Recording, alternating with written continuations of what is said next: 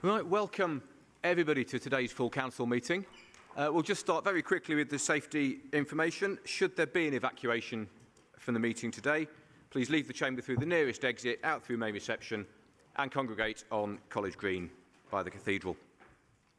Welcome everybody back to City Hall. It's great to see everyone back in this room after an 18-month absence. Particular welcome to those new members who are attending a full council meeting in this room for the first time, and also to members of the public. It is wonderful to see you back in the public gallery, in the room with us for the first time in a long time. So thank you for being here and for being part of today's meeting. Just for those members who are new to the chamber, or perhaps as a reminder for those for whom it's been a while, in this room we have the benefit of the traffic light system, which you'll see on the front of the front bench here. Speeches generally in full council meetings are limited to 3 minutes. When your speech starts, you'll see a green light come on. When you've got 30 seconds remaining in your speech, that will turn amber. And when you run out of time, it will turn red. I won't interrupt speeches any longer to tell you how much time you've got, so please keep an eye on the lights. I will only interrupt to stop you if it turns red and you're still talking, which hopefully I won't need to do. Just in terms of COVID information, hopefully everyone is seated 1 metre apart. You are advised to wear masks except when speaking or if you have a medical exemption. It's also important that you're all sitting in the seat that has your name on it, because we'll be using the electronic voting for this meeting, and the vote that's recorded in your name will be the one that's taken in your seat. And finally, as with any council meeting, I'll ask everybody present to treat each other with courtesy, tolerance and respect. Agenda item 2 is apologies for absence. I've received apologies from Councillors Courtley, English, Bradshaw and Rippington. Are there any other apologies? No? Good. Brings us to item 3, declarations of interest. Oh.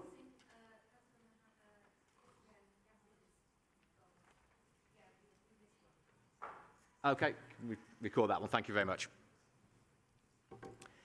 Item 3 is declarations of interest.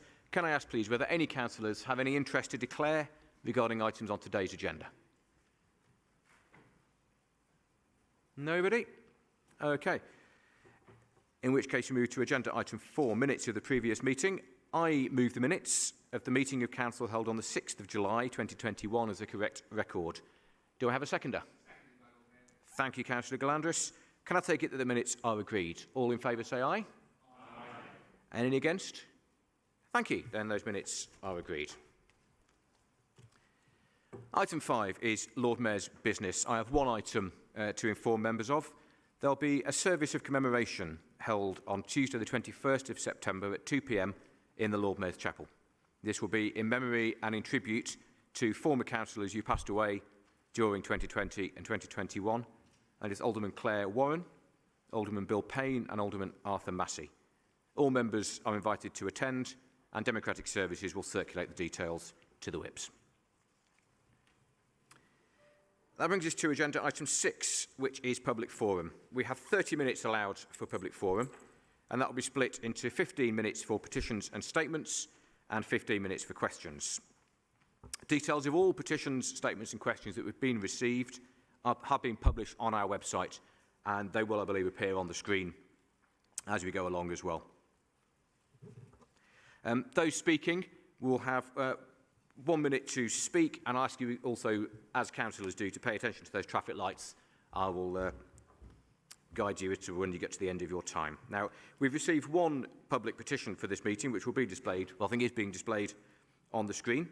So I invite the petitioner, Ms Davey, to speak to the petition for 1 minute. Is Ms Davey here and ready to speak? It looks like we may not have the petitioner with us.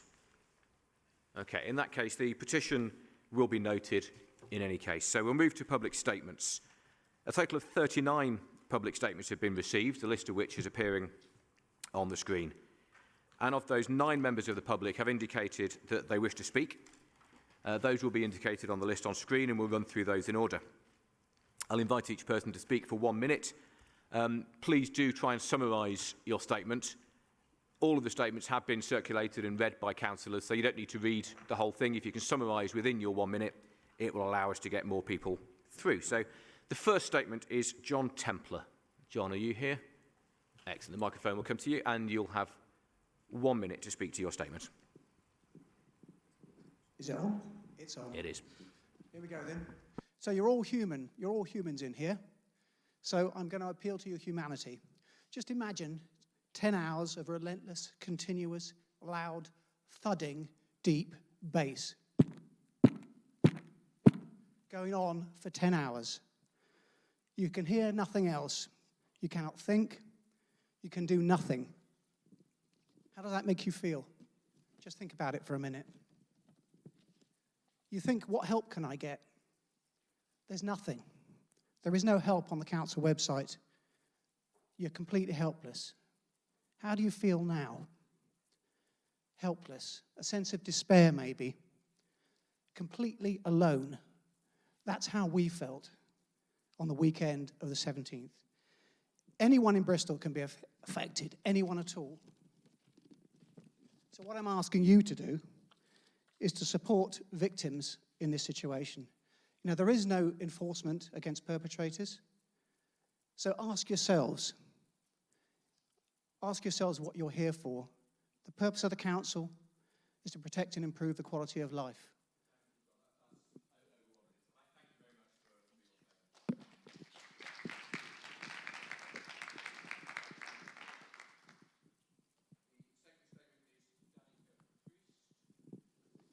We'll just get the microphone over to you.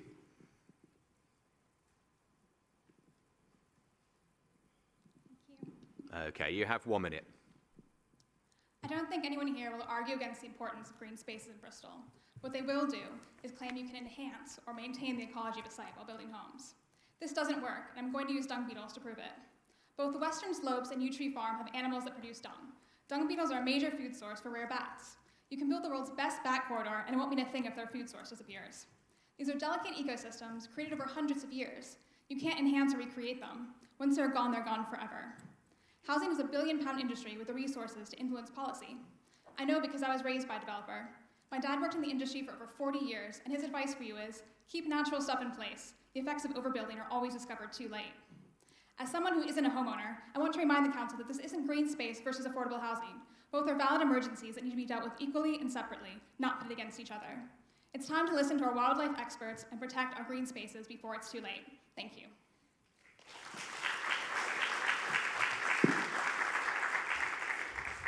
Thank you very much. And next we have Julia Pimento on behalf of the Friends of Western Slopes. Thank you, Julia. You have 1 minute. Hello. Imagine a city where our green spaces are loved, nurtured, and most importantly, protected. These sites provide our city with so much, and yet they face such dark threats to their existence. It's unique sites like the Western Slopes which make our city so special, and few cities can boast such natural, ecological sites just 2.5 miles from their city centre.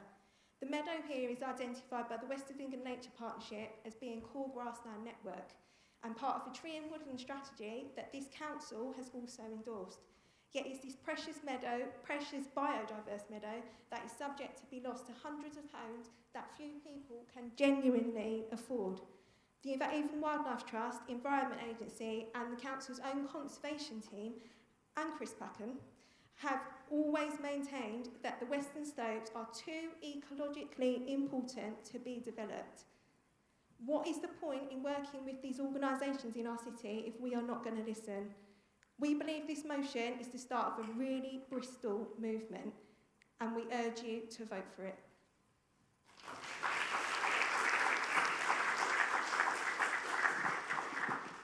Thank you. The next statement is from Jen Smith. Jen, is Jen with us? Don't think so. Okay, in which case we'll move to Catherine Withers. Catherine.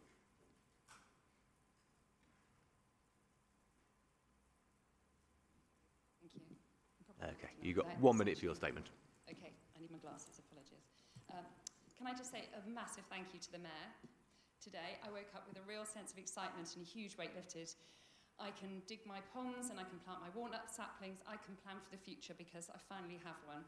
I'm so happy that Yew Tree Farm has been recognised and respected as an important part of Bristol City by the councillors of all colours.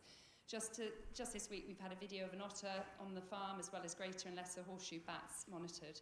A motion by the Conservatives, and hopefully unanimously agreed, shows that the UK and the world that Bristol is serious on both the climate and ecological emergencies.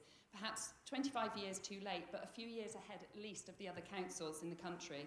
You care deeply about the environment, and you know, it doesn't matter if you're right wing or left wing, we need to do something now.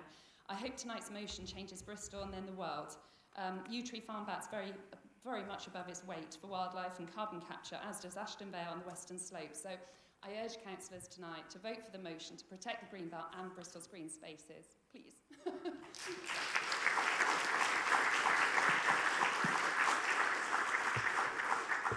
Thank you very much, and bang on 1 minute as well. Perfect. The next statement is from Jasmine Beard. Is Jasmine here? Okay, no problem, thank you. And so the next one is Jamie Brightnour.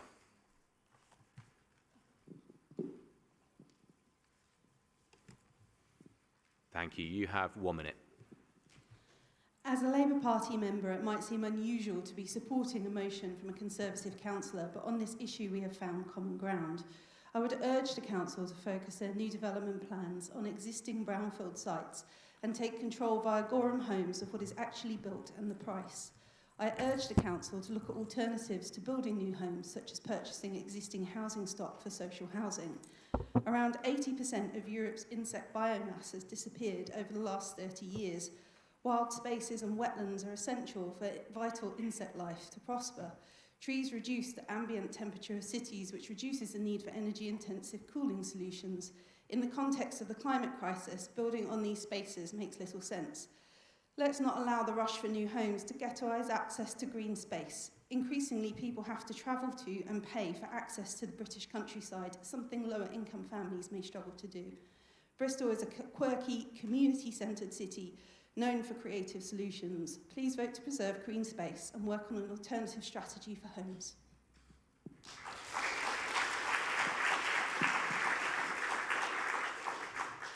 Thank you very much. And we'll go next to Jennifer Little. Jennifer here? Yes. Thank you. Good evening, councillors. I'm Jen from the Bristol Fair Renting Campaign. Whether you've had bad experiences of renting or have talked to struggling renters in your ward, I'm sure you're aware that there is a renting crisis in our city. Our team of renters have all been personally impacted by the broken renting system. One was forced out of Bristol due to discrimination. One settled for renting a room with no windows because the other options were too expensive. And another was evicted just for asking their landlord to make repairs. We've created a manifesto demanding that you, as our city's political leaders, take action to fix private renting. We're delighted that Mayor Rees has committed to lobby for powers to control rents locally, and we support Councillor Parsons' motion for a Bristol living rent. We welcome any opportunities to contribute towards its success. Today, we ask all of you to make tackling the renting crisis your priority. We would like to meet with you individually over the coming months and hope that you seize the opportunity to improve the lives of private renters. Thank you.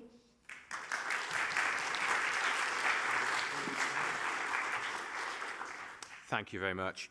So that concludes all of the people that we were told in advance were here. Are there any other members of the public here who have submitted statements on the list and were expecting to speak but haven't been called? Okay, in which case we'll move to public questions. We've received 33 questions from 21 people, of whom 4 have indicated that they're planning to be here. So we'll go through those. I will ask each person when called first to read out your question. Mayor Rees will respond verbally, and you then have the opportunity to ask the Mayor one supplementary question. The first question is from Nigel Shipley.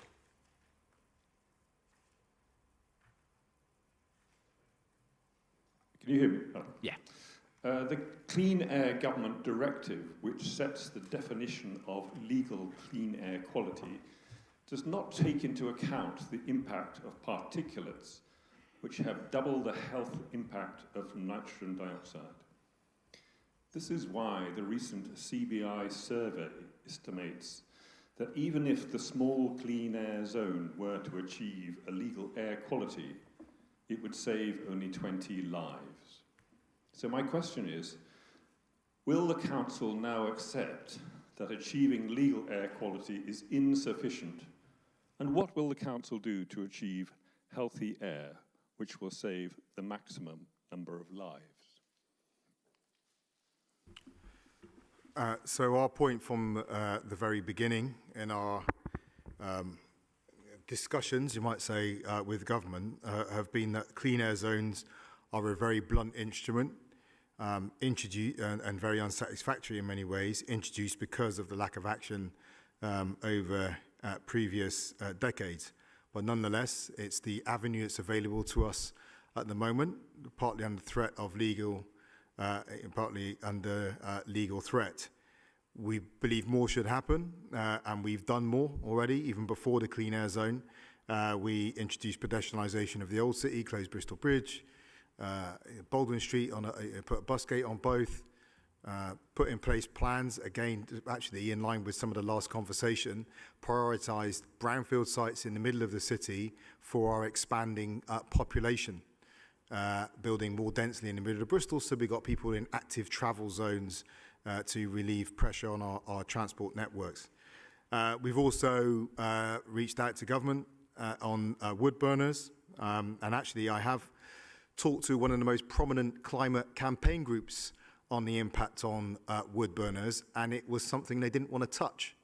I think potentially because it was politically problematic, because many of their supporters probably had wood burners in their homes. We've also reached out to government to take action on non-mobile roadside machinery on our building sites, also, and the impact on air quality from our factories and furnaces. But the clean air zone is what we have available to us at the moment.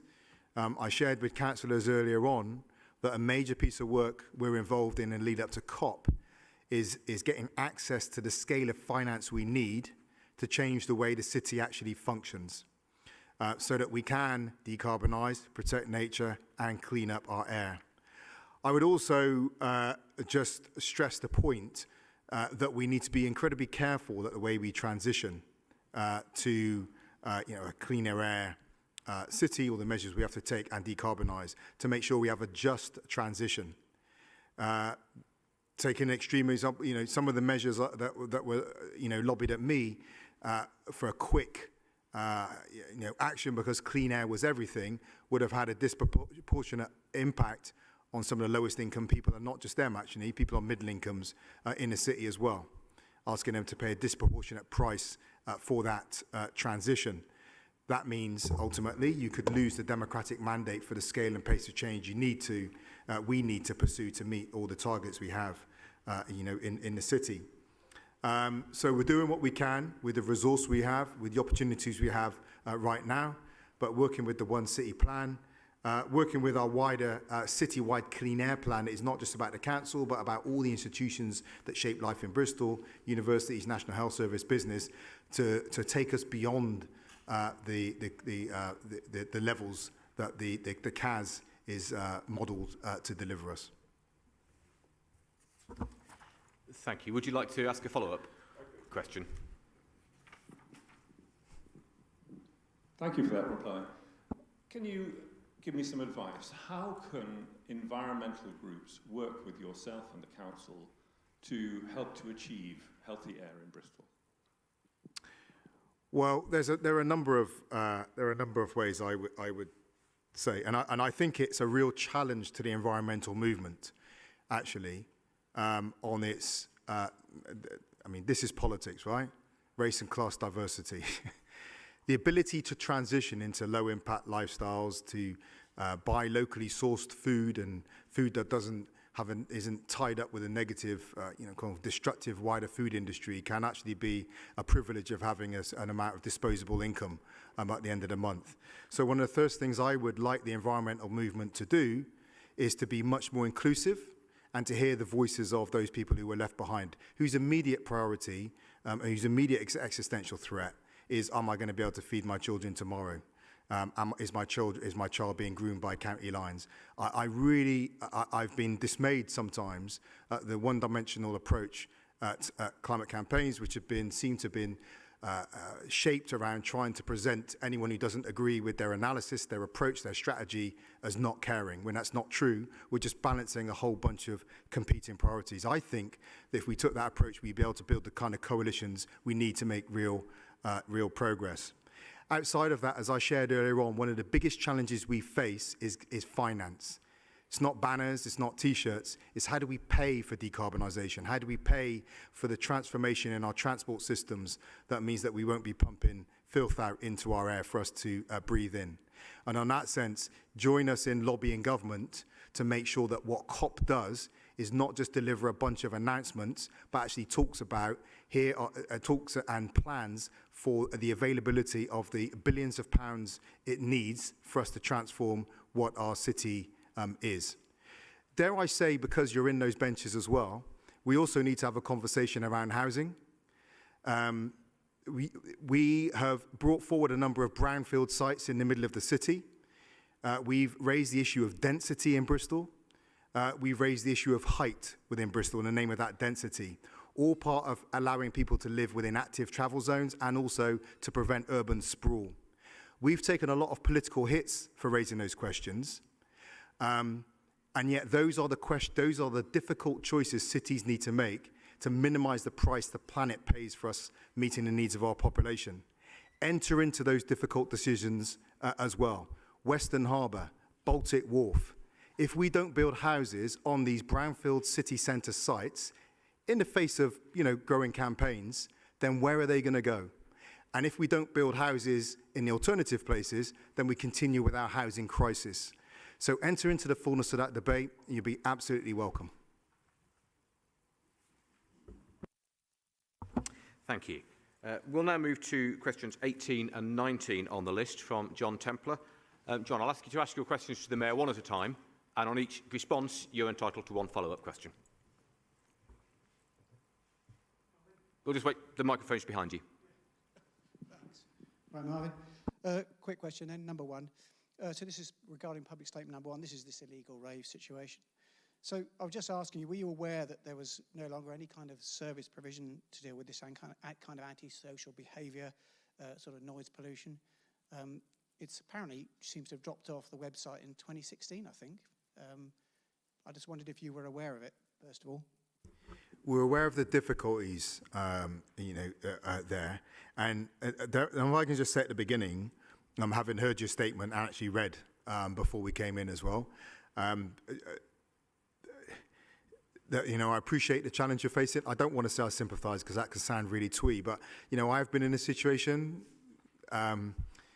where we've had noisy neighbours and it's a nightmare. And I've been supporting a member of my family recently who, just around their home, they've had a less than satisfactory situation for over a year, and it's really worn them down.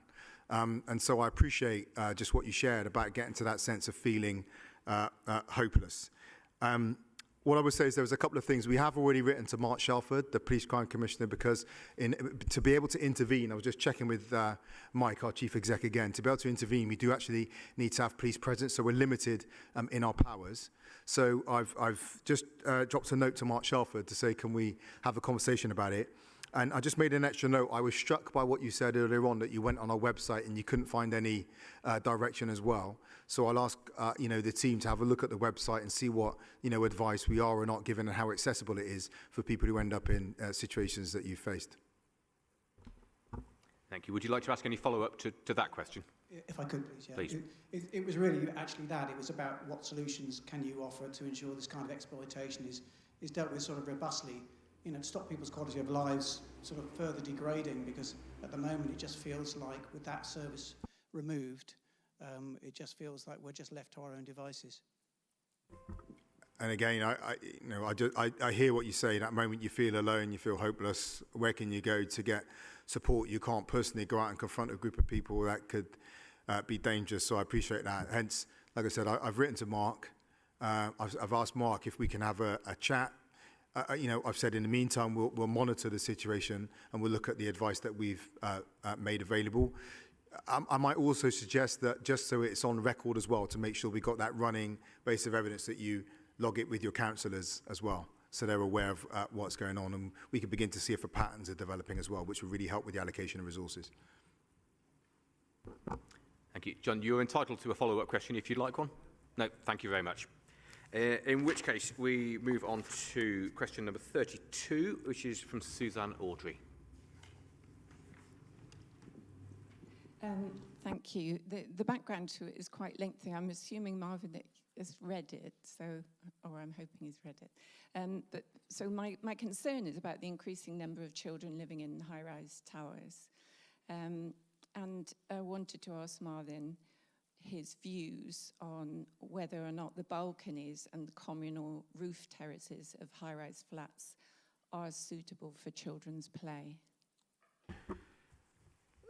So, in all other things being equal, taking away all the factors, then would I prefer children to have a big sprawling back garden with a small goal net in it and a fruit tree? Absolutely. But what you've stepped into, and in fact, one of the things I've longed for is actually for us as politicians, but for the public to talk to each other. So part of the discussion, part of the points you've made to us over the years, Audrey, or Suzanne, is about height and density. What we have earlier on are a whole number of statements saying don't build on green space, right? So we have a population, Bristol's 42 square miles, right? We have a population of 465,000 people today. We have 13,000 people on the housing list. We had someone making a statement about rents earlier on. One of the solutions on rent is to actually have more social housing so that rent is in control. So we got more options on housing. And we have over 1,000 households in temporary accommodation. Shelter, if you go on Shelter's website, Shelter says a home is everything. Everyone deserves a home. It's a core piece of social policy. Mental health, family stability, social safety, social resilience through COVID. So we can't not build homes. And the pressure on us to build homes is increasing because Bristol's going to be at about 550,000 people by 2050. So over the next 28, 29 years, we're growing. So not building homes is not an option. Anyone who wants to advocate not building any homes anywhere, more power to you, but stand with the consequences of what you're saying. So then the next question comes is, homes aren't built in an abstract. You have to build them somewhere. So I'm getting a lot of people now telling me where they don't want to build homes. But then the next question is, well, where will you build homes? Now, we have targeted brownfield sites in the middle of the city for a whole bunch of reasons. I shared some earlier on. Cities are about 75% of global carbon emissions. So you can see they're a big threat to the environment. At the same time, cities offer the potential for lower carbon footprints per household because they offer higher density living. And if it's done well, you can actually minimize the price the planet pays for us meeting our growing world population in these urban centers. But that does mean we've got to have that conversation around density. So I would suggest there is a conversation between someone like yourself and the group opposite who was saying don't build on greenfield sites, build on brownfield in the middle of the city. But then if we're going to do that, those are complex sites, they're not massive, we have to build up. So you've got, this is the mature place for us as a city to have that conversation. What are we going to do? We can't not build homes. We either go onto fresh land or we build on brown sites and we build density and we build at height. Now, we're actually pursuing brownfield sites. Castle Park View is a brownfield development. It's funny, the other day on social media, someone wrote, you're just building houses everywhere on all the brownfield sites. I said, the picture is literally taken. Sorry, they said you're building on all the fields. The picture was literally taken on a brownfield site, on a tall building that offers higher density living. These are the things we grapple with, leading a complicated city with contradictions in which no option we take comes without cost. But nonetheless, this is what we signed up for, and it's what we're trying to do. But I would say that as a city, our politics would be a lot better, our conversation around the environment would be a lot better, and our conversations around social outcomes would be a lot better if rather than just directing the attacks at the council, we actually had a conversation with each other and take a rounded view of how we meet those competing challenges. Thank you. Suzanne, would you like to ask a follow-up question?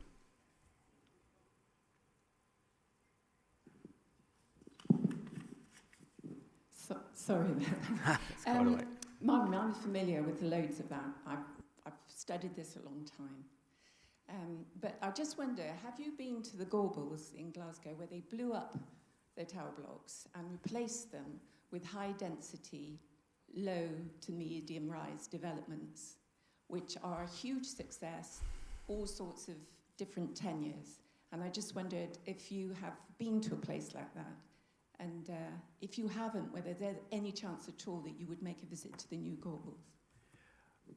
No, I've not been to the Gorbals. I guess when it was there, someone like me saw Glasgow as a very dangerous place to go, to be pretty frank. And we wouldn't go to a place like that. But I hope you're not surprised to know that I didn't fall out of an abstract. I actually lived in flats as a kid. And Twinnell House and Rawnsley House were at the top and the bottom of my mum's road, where I grew up since '78. So I'm actually reasonably familiar with some of the challenges around housing, poor quality housing, and the consequences of it, and social exclusion and the such. Don't claim to be an expert. I'm just saying it's been part of my upbringing within the city, which is one of the reasons we've committed to house building. But again, I welcome you bringing those challenges to the conversations around how we do high quality, high density. No one wants to build low quality, high density housing. That's not what we're about. Tom has a background actually working alongside me back in the day on mental health. We want to build homes for mental health, for example. Good quality housing that requires. But we do at some point bump into that question when we look at the scale of house building we have to deliver in Bristol as to where it's going to go. And every floor that is not on a building that we build on a brownfield site has to go somewhere else. I was approached by someone in Hot Wells last year, and they said, put them in Avonmouth when we were looking at the Western Harbour development. Could put 2,000 homes around Western Harbour, put them in Avonmouth. Well, one is you build transport dependency on it, into those homes, and you got more of that urban sprawl, which means that the cost of those houses to the planet is greater. You're building that fossil fuel dependency into the lifestyles of those people who end up living miles away from the retail, employment, entertainment hubs. So bring the challenge, absolutely welcome, but let's be part of a rounded conversation around how we meet the complex challenges of a city like Bristol. Thank you very much. That concludes the questions that we've received and that agenda item. So I thank all members of the public who submitted statements and asked questions for doing so. We move on then to agenda item 7, which is petitions notified by councillors. There is one councillor petition received. Councillor Hornchin, I believe you're presenting this on behalf of your colleague. So you have 1 minute to present your petition. Thank you, Lord Mayor. I'm bringing my petition on behalf of the residents of Wyndham Crescent in Brislington East, and 91 people have signed it. So during the summer of 2020, many people were searching for outdoor locations where they would meet and enjoy themselves during the COVID-19 lockdown. This resulted in the number of people from across the city visiting the nature reserve at Eastwood Farm to increase dramatically. During 2021, these numbers have continued to remain high, much higher than in previous years. The current entrance to Eastwood Farm lies at the end of a quiet residential street, Wyndham Crescent. Many visitors travel by car with no parking facilities available on site. This has led to several days of traffic chaos on the street during the summer, with people parking their cars indiscriminately, blocking the entranceways to the houses and causing damage to local vehicles, preventing the emergency. The Council Transport Department has many people living in Wyndham Crescent are elderly and may lack access to appropriate skills. Thank you very much indeed.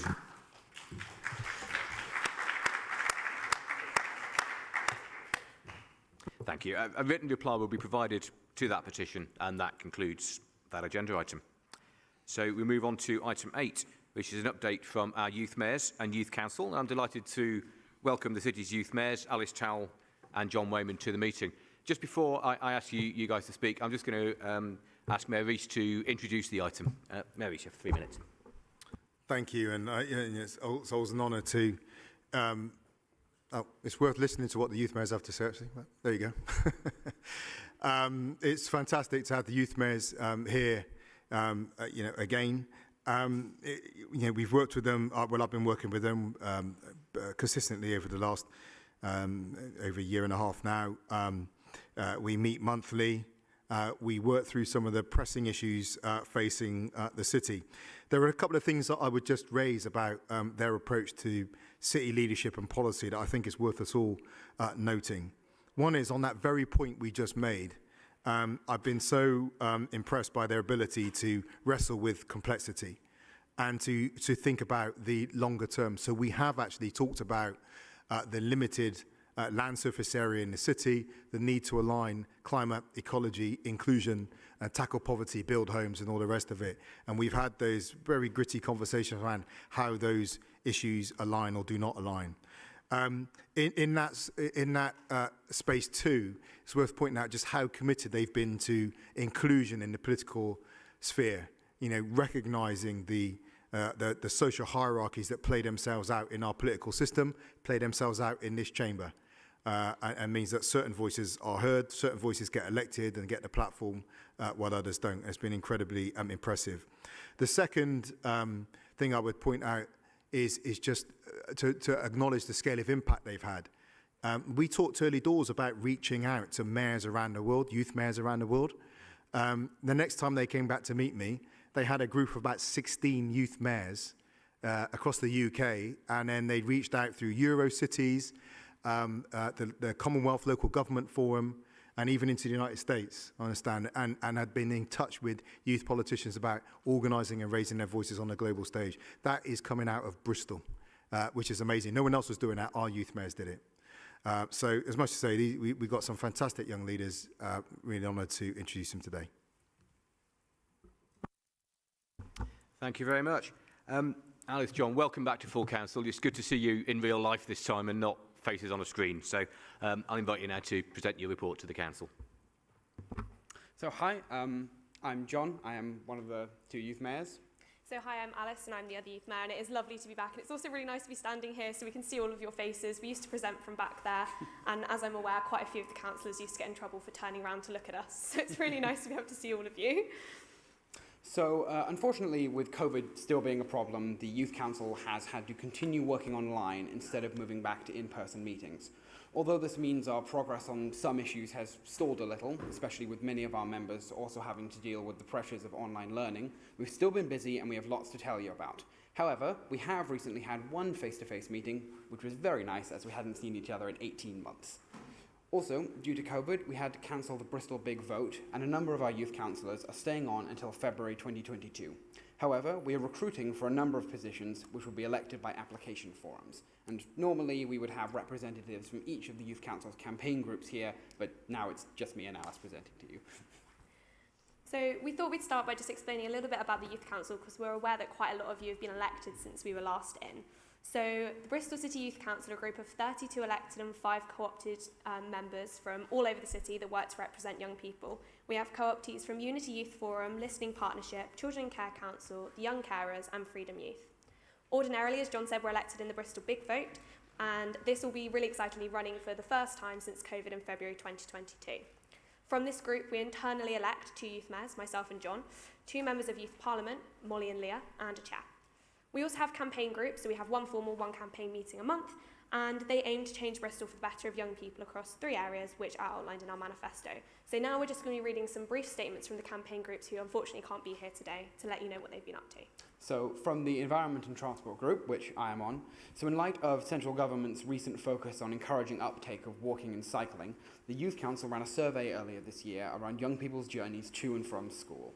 The aim of the survey was to gather young people's views on what they see as the primary barriers to walking and cycling to school. The project was very successful, with over 1,300 responses from 20 schools across 33 postcode areas. While we are still processing the data, our aim is to run a series of focus groups so that young people can give their feedback on potential solutions to the problems identified by the survey. That way, we can ensure young people actively shape the future they want to live in. So from Equal Bristol. Over the last 2 years, Equal Bristol has been steadily working towards one goal, a more accessible and equitable Bristol for young people to take part in. We have worked with Period-Friendly Bristol to help tackle stigma around periods, and we've helped make period products more accessible in primary schools and create conversations around the topic. Within the Bristol City Youth Council, we have created a more accessible position for Youth Mayor in order to allow non-binary people to run for it. Moreover, we have started research into how the SEND budget will go on to affect today's young people, as well as create resources for SEND young people in schools. Over the upcoming year, we hope to hold a careers fair for BAME young people to help highlight more positive and meaningful representation. This project is now being co-produced by Unity Youth Forum.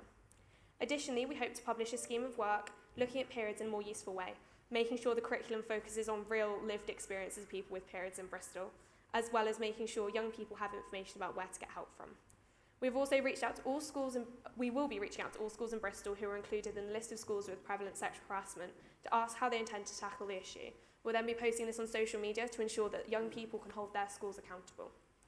So from the Supported Mental Wellbeing and Youth Voice campaign, due to COVID, many of the plans we have had to be put on hold. However, we're coming out with a new plan that will help you as councillors connect with young people.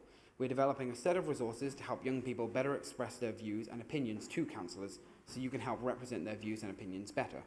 We're also helping to plan an online youth conference to make sure we are continuing our jobs as representatives of young people. This will be run entirely on Zoom to make sure we're keeping safe and doing our jobs at the same time. We're also engaging with Barnardo's on the Hype website and its development and have been involved in their blog posts. Many of our members have also participated in Barnardo's Think Big, Dream Big workshops, which have been quite informative. The Youth Council have also met with CAMS about waiting lists and also had a meeting about the Couth website. From this, we learned that CAMS are doing everything they can to eliminate the waiting list by launching new ways to refer young people on their website, as well as offering more support for referrals. And now we're going to give you an update on some of our Youth Mayor campaigns. So, as Mary spoke about, we run the International Youth Mayors Association, which is run entirely out of Bristol, entirely by us. Quite a lot of work, but definitely worth it. So we have been running since August 2020, and we now have an ever-expanding membership of over 50 young people that is currently running over 10 countries, and we're currently looking to expand into America, and we're also in talks with expanding into Japan. We also ran the My Body Means campaign for a week in December over Instagram, and this led to many inspirational stories being shared by a number of young people. It had news coverage and a variety of young people sharing their stories about body image. We have also written a report about the impact of lockdown on young people, and this was quite a while ago, but we thought it's really important just to remind you all of. This was given to you at the last full council in your papers, and if you weren't here or you've misplaced it, totally fine, you can email Martin James to get a copy, or myself or John. It is a really interesting read, even though we're coming out of COVID now, as it really illuminates the impacts of COVID on young people's education, mental health and social lives. Our next piece of work will focus on young people's participation in COP26. So we're working with the Glasgow Youth Council to try and make sure that we are also sharing any events they're putting on with the young people in Bristol. We have also been at the COP steering group to ensure that the young people's voices are heard there. In the run-up to COP, we'll be aiming to share 100 one-minute-long messages to leaders that are going to be at COP. These will be short video messages from young people about what they want the leaders at COP to focus on. If they were there, what would they want to be said? And this has been emailed out to all of you, along with some photos for social media. We'd really appreciate it if you could share it on social media and with young people in your wards. So now we're just going to read a quick update from the members of the UK Youth Parliament, Molly and Leah.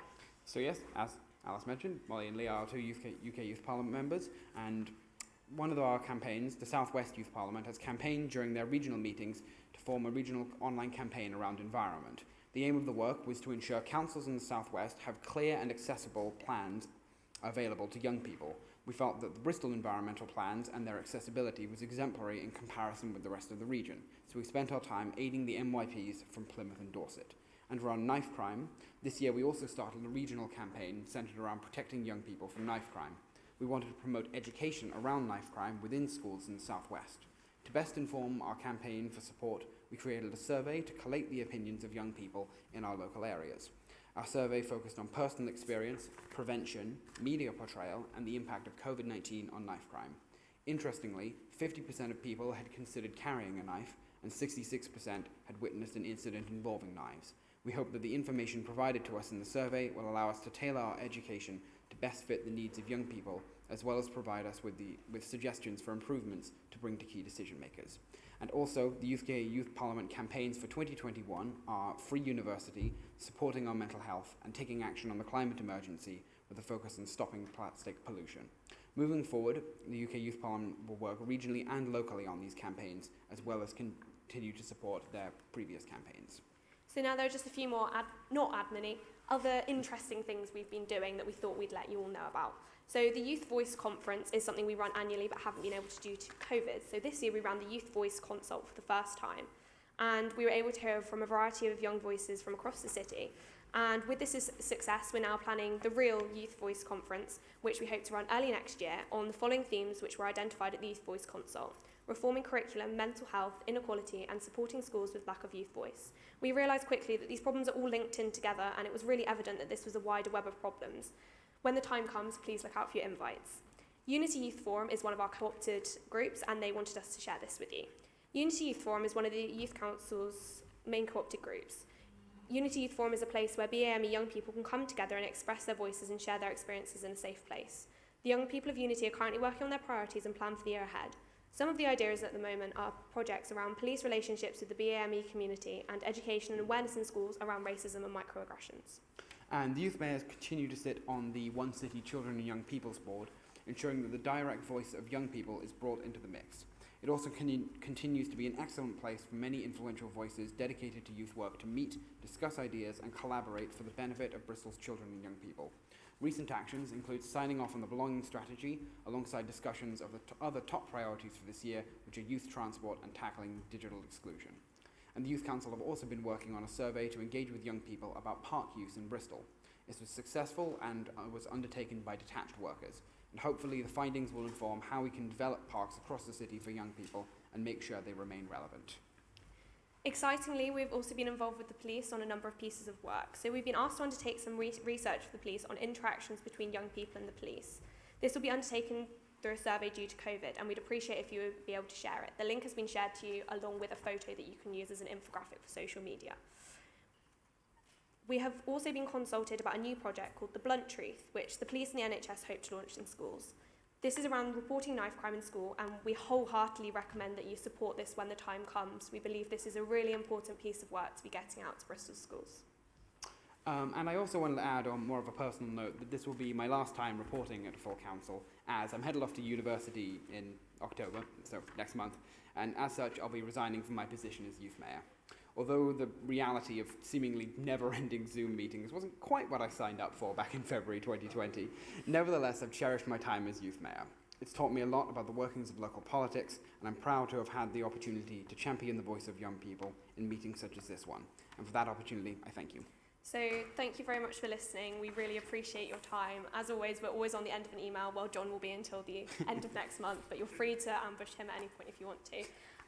And even if there's anything you just want to sense check past us, we always appreciate it. Consultations, whatever it is, we're always here if you just need a bit of help on that. And we're really excited to be working with you the rest of the year.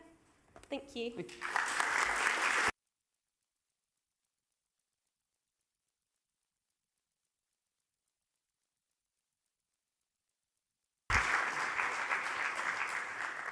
Thank you very much indeed, and best of luck, John, as you move on to new things. We'll now ask speakers for each political group to respond, and I'll call first Councillor King to speak on behalf of the Labour group. Councillor King, you have 3 minutes. Thank you, Lord Mayor, and thank you, Youth Council. It's utterly inspiring to see the Youth Council actively participating in government and empowering other young people to fight to take control of their own futures. The depth and breadth of the work covered by the Youth Council is impressive and comprehensive and ambitious. To properly tackle huge, complex issues such as youth, mental illness, child poverty and relationships with the police takes an early interventionist approach. And the Youth Council recognise that so many of society's long-term systemic problems begin in childhood. By looking at the root cause and campaigning for increased support and investment to be made in these areas, they recognise how our young people can thrive as healthy individuals in a society that strives to be equal and just. This younger generation is also undoubtedly the most environmentally astute in history. This is why I was particularly encouraged to see that they have a plan to feed into COP26. Their generation is going to be the most drastically affected by climate change, so their voices need to be at the forefront of this conversation. I hope that the government looks up and truly listens. Of course, the true indication of the government taking the Youth Council seriously would be to properly fund their proposals. But as a recent UNICEF survey ranked the UK in the bottom third of wealthy nations when it comes to assessing the quality of children's mental health, and the IFS recently reported that per pupil spending in schools will be lower than they were in 2009, it would appear that the government are determined to stick to the austerity status quo, despite the exacerbating strain that the pandemic has placed upon society. I am a new councillor and still learning the ropes, but I have been heartened by this administration's inclusive attitude to seeking out and embracing the voices of those outside the traditional spheres of government. Through initiatives such as citizens' assemblies and listening to the Youth Council's important voice, as well as many others, we become emblematic of the society we want to be. A rich, diverse, well-informed tapestry of voices, all working towards a sustainable future. I thank you for all of your hard work and wish you the best in the future.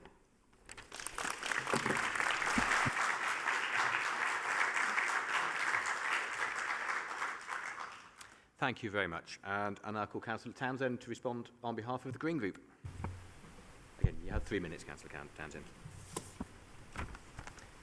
So on behalf of the elected members in this chamber, I thank you for your dedication in this work, and I congratulate you on your ability to overcome the challenges that we've all faced in the last 18 months with the global pandemic. I had no idea that that's the only way that you'd interacted as Lord Mayor, as your youth mayor.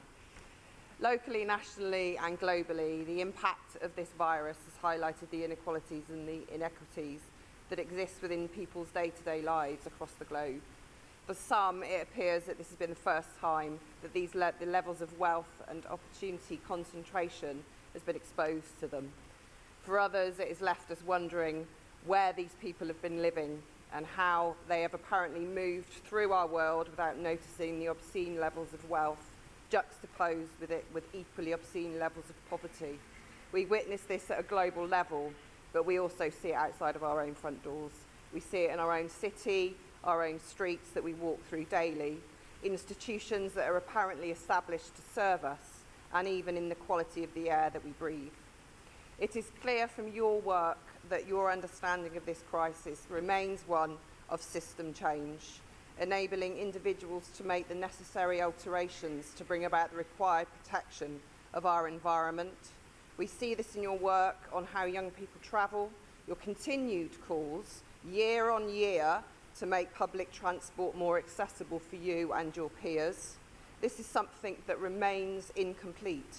Acting on that, called for by our young people, remains a work in progress, despite their many years to us as elected members making such a plea.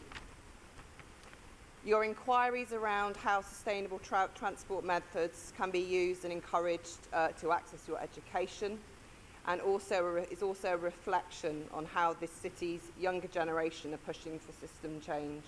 The use of healthier and cleaner methods of transport from a young age will engender a normative lifestyle that provides both individual, community and environmental benefits that act as preventative and protective factors within your own and other people's lives.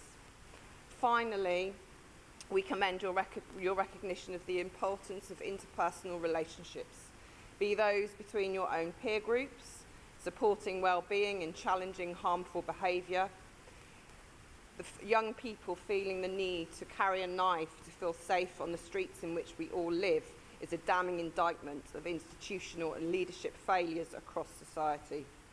We welcome closer communication between our city's young people and the police. Avon and Somerset Constabulary have fallen short in recent months with some of their interactions with our city's younger generation. This institution has numerous bridges to build. All adults, whatever their role, must rise to the challenge to support and nurture the next generations as we emerge from a period of what we hope, for them and for us, will be a once-in-a-lifetime pandemic experience. That's your 3 minutes now. Is that it? Okay, cheers. Thank you very much indeed.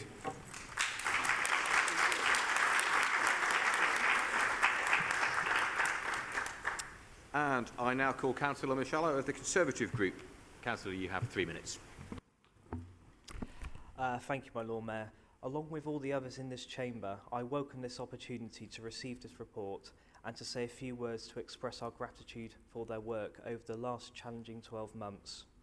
As others have previously commented, it is important to hear the voices of young people in our city and to encourage the next generation to engage and become familiar with democratic processes. I would also like to thank John for his stint as Youth Mayor. I'm sure he has learnt many useful skills in this role. I'm sure his successor will be equally as resourceful and industrious, but wish John every success at university. COVID has disproportionately impacted on young people, causing disruptions to their education, more social isolation, and led to various mental health problems. I am pleased that youth councillors are addressing these issues around mental well-being. The work being undertaken to identify ways to increase walking and cycling amongst this demographic is also important. Genuine forms of active travel should be encouraged, and all of the obvious health benefits this can deliver to individuals. The planned careers fair for BAME young people is also noteworthy, and this reflects the efforts being made by the Council to reduce real and perceived barriers to accessing the world of work and worthwhile occupations. It is ironic that whilst the internet and social media enables us to reach more and more people, indeed the medium has proven to have been indispensable during the pandemic. This technology is still double-edged as it is also remains a source of misinformation, rumours, bullying, and enables social isolation. It is it's actually physically meeting others in person, as our return to the chamber today demonstrates, which acts as a valuable counterweight to moderate our views. Finally, Lord Mayor, I was aware of some of the national campaigns by the Youth Parliament, such as those around the environment and knife crime. The COP26 summit was always going to be prominent in the next few months, and I'm glad that young people will be given opportunities to contribute to this important event. My group thanks the Youth Council representatives and youth mayors for their enthusiasm and positivity. We also wish to express our appreciation for all that you do, even if many of us disagree on certain controversial aspects of your manifesto, such as votes for 16-year-olds. Thank you, my Lord Mayor.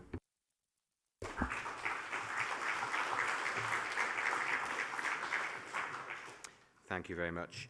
And finally, call Councillor Hartley to respond on behalf of the Liberal Democrat Group. Thank you, Lord Mayor. We would like to thank the Youth Council and the Youth Mayors for all of their hard work over the last year. The Youth Council has definitely worked around the limitations imposed by the pandemic to continue their great work. The pandemic has impacted young people more than most, with disrupted teaching, indecision over results, and fear over an uncertain job market to come, but the Youth Council have continued working throughout. From the environment to knife crime to mental health and tackling inequality, Youth Council continue to offer a valuable service on behalf of Bristol's young people. Fighting for progressive causes and campaigns, we have been deeply impressed with the intelligence and dexterity that we've seen from you. Your adept use of social media and digital channels can serve as a lesson to all of us in the Chamber on the best way to increase our own engagement, both with young people and others across Bristol. As a young person myself, I'm always keen for the Youth Council to be able to continue to be an excellent voice on behalf of Bristol's youth. Youth participation is essential to a strong and vibrant democracy, and your work on engagement is helping create and add to a civic duty in Bristol's young people. I'm particularly impressed with the Youth Council's strong focus on public participation, which is truly an essential element of proper governance. We would like to offer special thanks to the Youth Mayor John for all of your hard work and wish you the best of luck at university later this year. We're very glad to hear that the Bristol Big Vote has been rescheduled for February and hope that a new generation of Bristol's youth can continue your valiant efforts to represent and improve the lives of young people across Bristol. Thank you.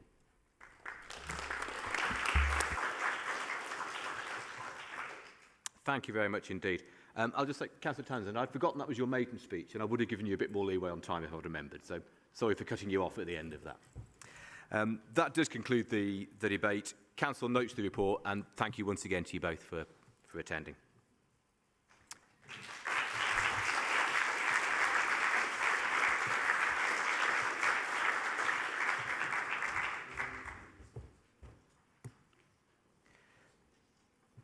Okay, we move now to agenda item 9, which is the annual report of the Audit Committee. And I'll call Councillor Hopkins to introduce the report and move the recommendations. Councillor Hopkins. Thank you, Lord Mayor.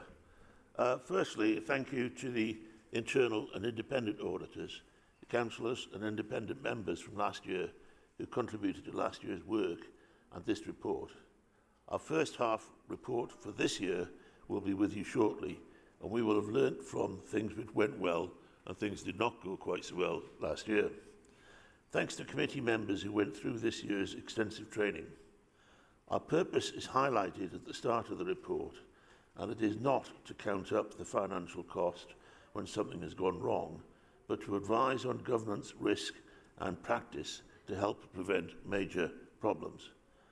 I and I know other members have been impressed by the skill and ability to explain with clarity what needs to be done by both the internal and external auditors.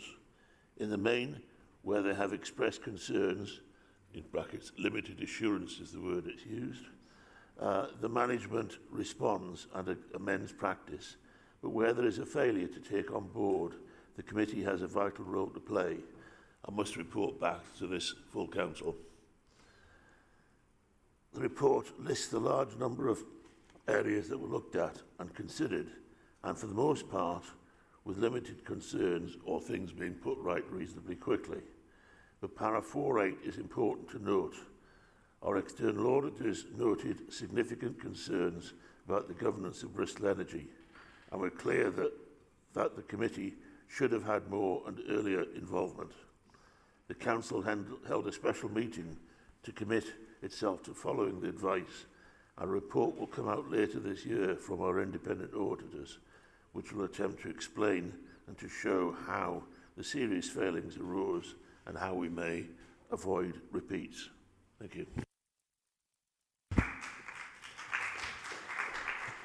Thank you very much. And I'll call Councillor Dyer to second the report. Thank you, Lord Mayor. I stand to second this report as the Vice Chair of Audit Committee rather than as a Green Councillor. I say this because the Audit Committee needs to be independent of party political influence. Our role is not to point fingers, nor is it to question the merits of whether a particular policy is the right policy. Our role is to work alongside the internal and external auditors and with our independent members to ensure that we learn from any mistakes from the past in order to provide assurance that the Council can meet the challenges of the future. Clearly, in order to do that, Audit Committee members must have timely access to detailed reports. Timely access so that we can ask written questions to get written responses, and detailed reports so that we can ask the questions that look towards the future rather than asking further explanation of the past. As the Council works towards delivering on policies, important policies such as ensuring that we deliver the affordable housing that we need and that we ensure a just transition to tackle the climate and ecological emergencies, the need for audit to ask those forward-looking questions has never been more necessary.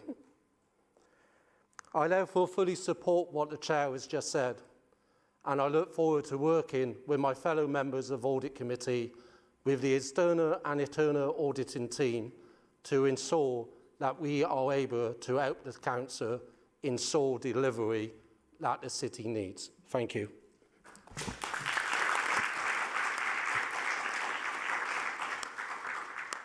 Thank you very much indeed. I'll now call Councillor Goodman to speak on behalf of the Labour Group. Councillor Goodman, you'll have 3 minutes. Hello, thank you, Lord Mayor.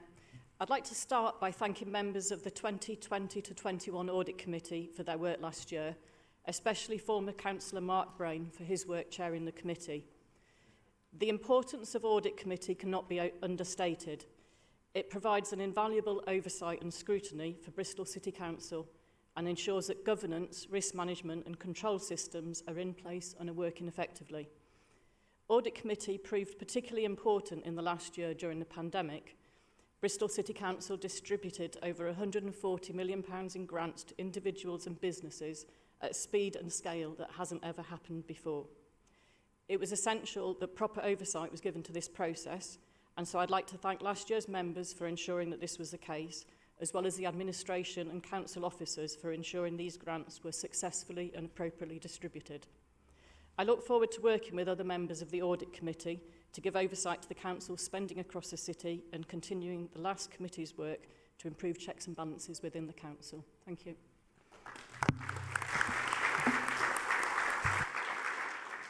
Thank you very much. I'll now call Councillor Gollop to speak on behalf of the Conservative Group. Councillor Gold, you've got 3 minutes. Thank you, Lord Mayor. I'm one of those members who avidly and enthusiastically reads Audit Committee papers. And I would just like to say that this report documents a phenomenal amount of work over the last civic year, both by the committee and the internal audit team, who've worked under the additional pressure of pandemic in addition to their normal challenges. But I have to say, my Lord Mayor, this report has a number of serious omissions, and I would ask that they be noted and ideally added to the report, or at least recorded as part of it. And as I substituted for Liz Radford during her illness on Audit Committee, I feel I'm able to comment further. Firstly, it's just the point that of the 7 members on Audit Committee last year, 5 either chose not to stand or were not allowed to stand and therefore are not on council, and the other 2 members are not on the Audit Committee. But last year's membership was very strong, and as Councillor Goodman has said, they should be thanked. But most notably, we should thank the Chair. Now, Mark Brain was a loyal and committed member of the Labour Party, and he also had a very sound financial mind. And in my view, this place will be the worse for Mark not being a member of it. The incoming Chair will find it an interesting act to follow, and I look forward to seeing Councillor Hopkins following Mark's fair, apolitical objectivity. There are, however, 2 further omissions that are actually really very important. Audit Committee has to ensure the external auditors that there is nothing material to the Council's activities that they should be made aware of. However, Audit Committee has been told by officers that it can only see papers if officers think they need to. Members of Council, you do need to be aware that the freedom of access to all information might not be fundamental to each of us, but it is fundamental to every member of the Audit Committee. But this Council refuses to grant it. This topic was a major part of last year's work, and it is unfortunate that the report doesn't refer to it. The second omission is actually an example of this. No member of the Audit Committee or the external auditor was aware of the information within the second Ernst & Young report on Bristol Energy. At the time, it was proposed to sign off the accounts of the authority. The signing of those accounts had to be delayed to allow both to read it, and the wording of the accounts had to be changed. Officers had decided, my Lord Mayor, that it wasn't important when it should have been seen much earlier. Those charged with governance must have full access to all information, and this report should refer to it. Otherwise, the system is not a check and a balance, but an unfortunate rubber stamp. Thank you, Lord Mayor.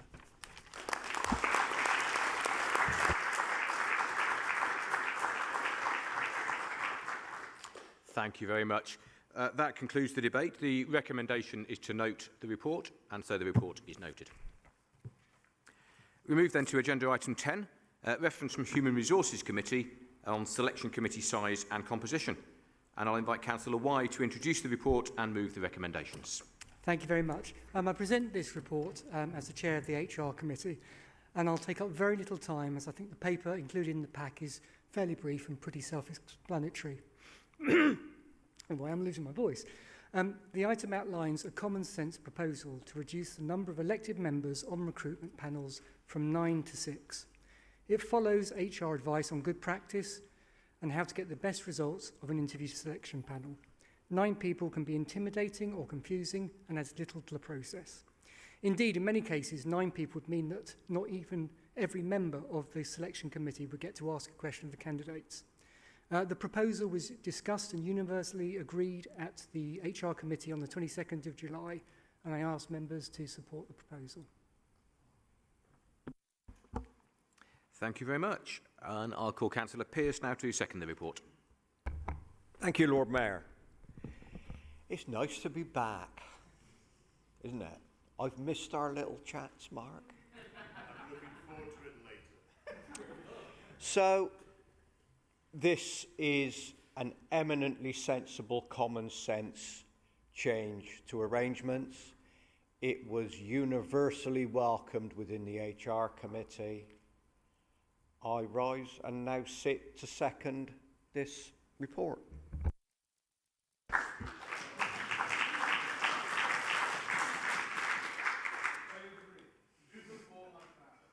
Thank you. I now call Councillor Eddy to speak on behalf of the Conservative Group. Thank you, my Lord Mayor. Actually, I wasn't expecting, but I'll be very brief. This is eminently sensible, as Councillor Pearce-Gates and White have said. So my group fully support this measure. I would have to say, though, personally, I don't have a problem with intimidating senior officers, but whether we get the right recruitment result is a question, of course. But this has my full support.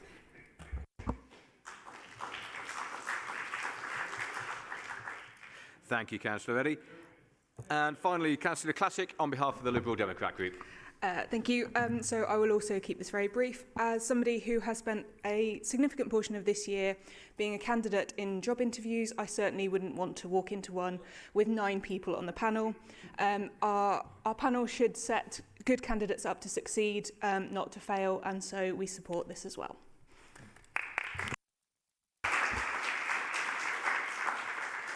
Thank you very much. Then we'll move to the vote. All those in favour, please say aye.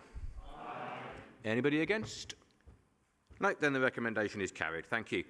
We'll now adjourn the meeting for 20 minutes. Refreshments are served in the cash hall.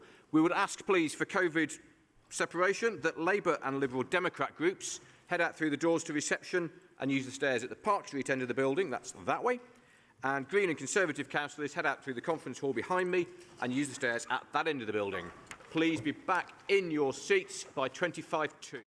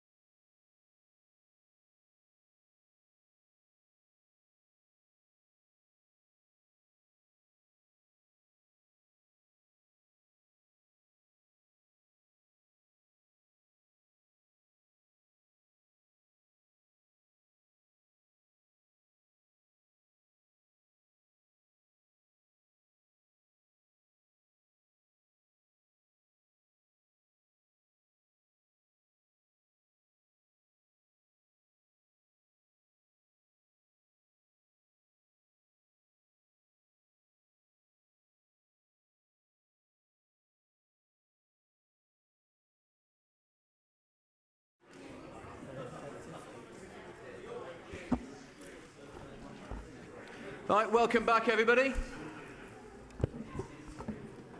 Let's make a start, please. We are turning now to agenda item 10, which is the motions. However, before we start, we believe that this item is likely to run past the 30 minutes that's allowed for in the Constitution. So this has been discussed with whips in advance, and I move a motion that we extend the time of the motions part of the meeting by 45 minutes, but that will mean the total length of the meeting is only actually about 10 to 15 minutes longer than a full-length meeting would have been.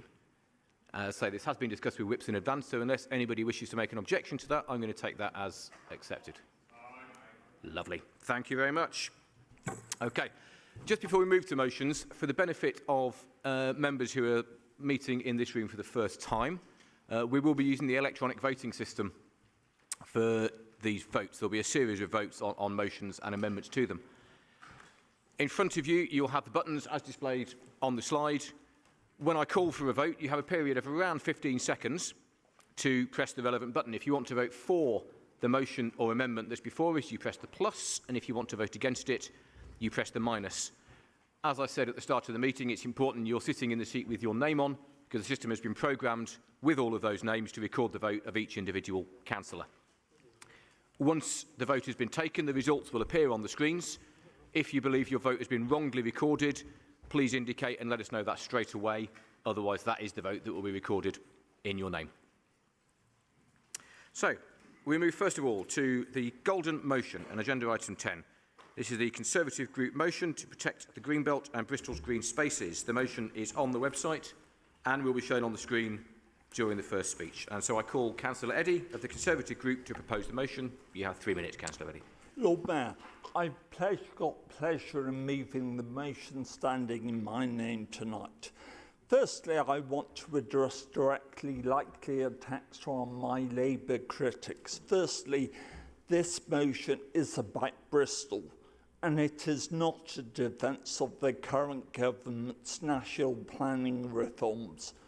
Although the government has set great store by Greenbelt status, I and others have major concerns over some of the proposed changes. Indeed, the Tory group here in Bristol has already written to the Secretary of State calling for changes.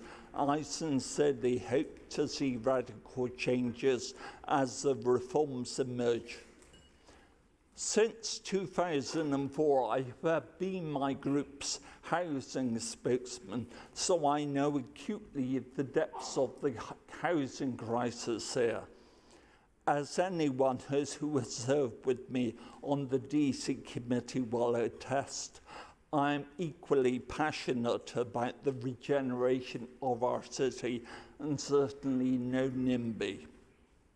Nevertheless, in my view, what makes Bristol so special is the precious green belt around us and the wonderful green lungs within the city.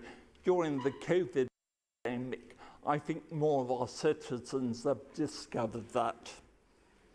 As well as supporting rich flora and fauna, the protection of these are key to meeting our recently declared climate emergency and carbon neutrality commitments. National assets such as Yew Tree Farm, the last working farm in Bristol, and it is a model of sustainable, low-intensity, organic, local food production and should be prized and protected, not surrendered to the bulldozers. I'm aware that only yesterday on BBC Radio Bristol, the Mayor seemed to say that he would recommend lifting this threat. Whilst this is welcome news, I do not wish to see a divide and rule policy, and there are other areas such as Brislington Meadows and the Western Slopes which deserve to be similarly protected by a tightened up planning policy. Finally, can I thank cross-party colleagues, especially in the Green Group, for their support and helpful suggestions. we would have moved an altered motion, but the Labour group wouldn't allow us to do so, which reflected some of these positive suggestions and, in my view, made the motion more workmanlike as a result. Please support this motion for Bristol's sake, and being personal for a moment, help make the day of Catherine Withers, who runs Yew Tree Farm. It's her birthday today, just like Councillor Weston.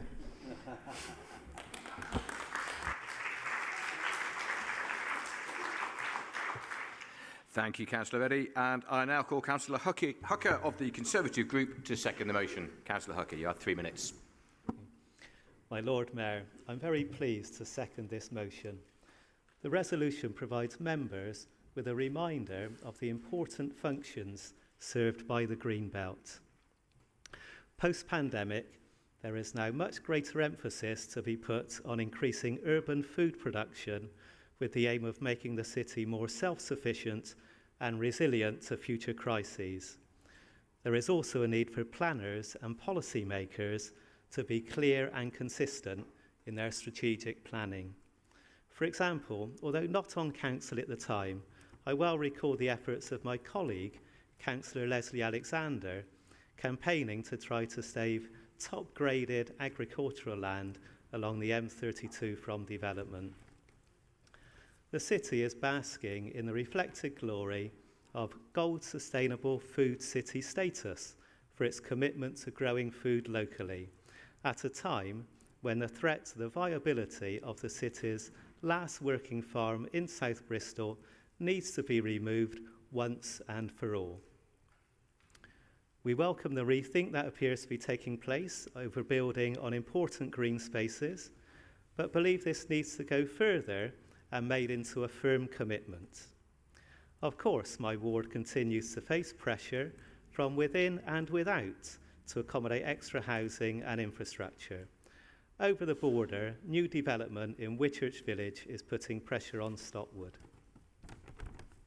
Stockwood Vale is sensitive green space, the preservation of which prevents Stockwood merging with Keynsham.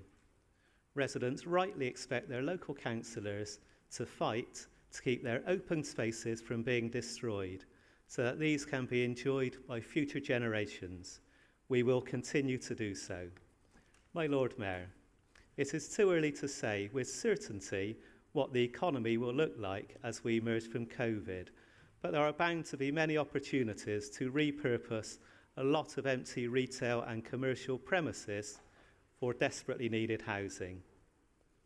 This must be made a priority in strategic planning, especially as centrally located businesses face an uncertain future as anti-car transport initiatives make out-of-town shopping more attractive.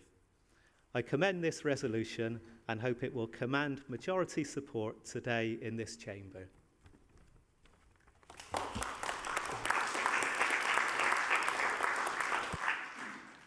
Thank you very much. An amendment to the motion has been received from the Labour Group, and that was published online as a supplement to the meeting earlier this afternoon. I now ask Councillor Renard of the Labour Group to move the amendment. Councillor, you have 3 minutes. Thank you, Lord Mayor. And I would like to start by referring to the main point of the motion, which does focus on Yew Tree Farm, and place on record my support for the campaign to protect Yew Tree Farm.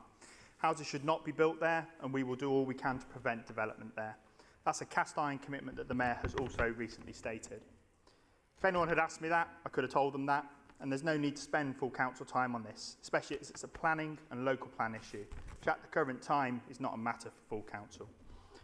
We have a working group currently formulating the next local plan. Councillor Eddy, as you will be aware, a member of it and a member of the previous version as well. I hear that, though, that you only attended 5% of the meetings, so I had plenty of opportunity perhaps to attend more frequently and raise it there.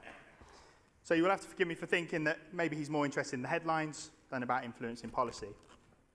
I tabled this amendment because I find it quite strange that Tories are bringing forward a motion that would be rendered null and void by Tories' government's upcoming policy. If the planning white paper becomes law, some local communities and local councils will have no say over local developments. Once again, the Tories want to ride roughshod over local democracy. It has been branded as a developer's charter, which is why it seems odd that they table a motion that completely goes against national policy. So I'll be interested to see whether they vote for this amendment and exercise a degree of autonomy from the National Party or toe the line. Maybe we will see a departure from the latter. I hope my colleagues on the Labour benches will forgive me for quoting Theresa May, but she summed up this new bill appropriately by saying it will lead to the wrong homes being built in the wrong places. More importantly, though, it was described by the CPRE, the countryside charity, saying it will lead to open season for developers in large parts of the countryside. But the hypocrisy does not stop there. To quote a BBC article published only last week, the London Greenbelt Council says councils are being put under pressure by the Ministry of Housing, Communities and Local Government to release Greenbelt land for development. If the Tories are worried about Greenbelt erosion, then their motion is misdirected, and they need to support this amendment. We desperately need new homes, but this should not come at the expense of local authorities and communities forfeiting their control and having their say over local development. Thank you.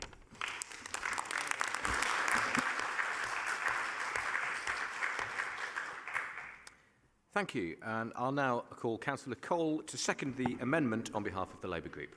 Councillor, you have 3 minutes. Thank you. So I'm strongly of the view that every member should support this amendment.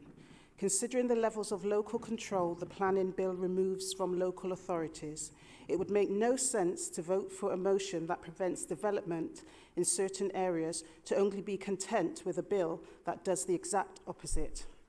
Although I would like to briefly come to the yew tree farm, which is the main focus of the unamended motion, it's been recognised by the Avon Wildlife Trust and the RSPB for its organic, low-intensity food production. It's Bristol's last working farm, and it's the home of dozens of species of native birds and plants. It would be a huge shame if it were to go. That's why I'm pleased that our administration has no plans to build there. Its fate in the long term will be of the up-and-coming local plan, but I'm pleased to hear that Mayor Rees will do all he can to prevent the development there. There are tough choices to make, and when it comes to tackling the housing crisis, our administration is clear in its views.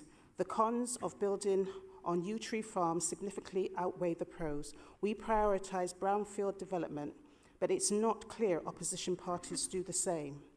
Romley House recently passed development control. Its landmark development on brownfield land and tackles both the housing and ecological crisis.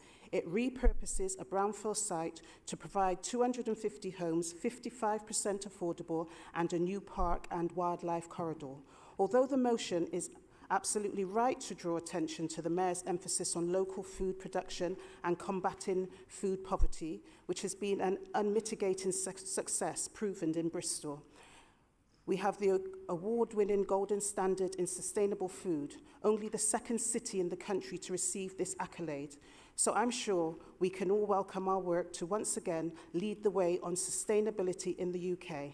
And I'm pleased to see the Tories place an emphasis on the importance of ecology. Hopefully they'll pass that message on to their government. In the short term, and just to sum up, my views in this motion are completely contrary to the government's planning laws. It wouldn't make a great deal of sense to support the motion without supporting this amendment, as the unamended motion would be overwritten when the planning bill comes to Parliament.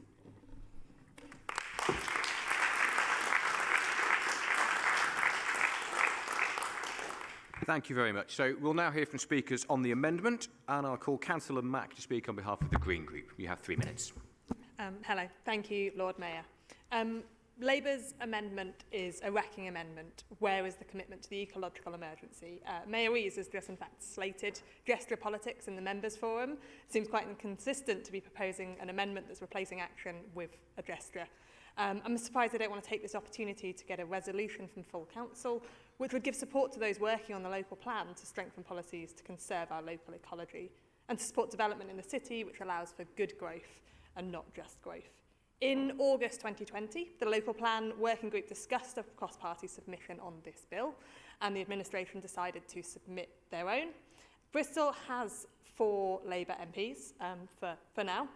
And so I'm unclear why the Labour group is seeking this method to influence the bill rather than mobilising their own party's representatives in government. As a councillor for Lockleys, I support our Green amendment, which we'll get to, in order to put more force behind the Conservative motion and ensure we protect our green spaces. We have fantastic green spaces in Lockleys, with Stoke Park and Purdown, and I want to reassure Lockleys residents that I will protect those spaces. As a relatively young person myself who is renting and a councillor representing a ward with many council tenants, I am acutely aware of the housing crisis we face. I support more affordable and sustainable housing projects, importantly prioritising brownfield sites. I'll therefore be voting against this amendment.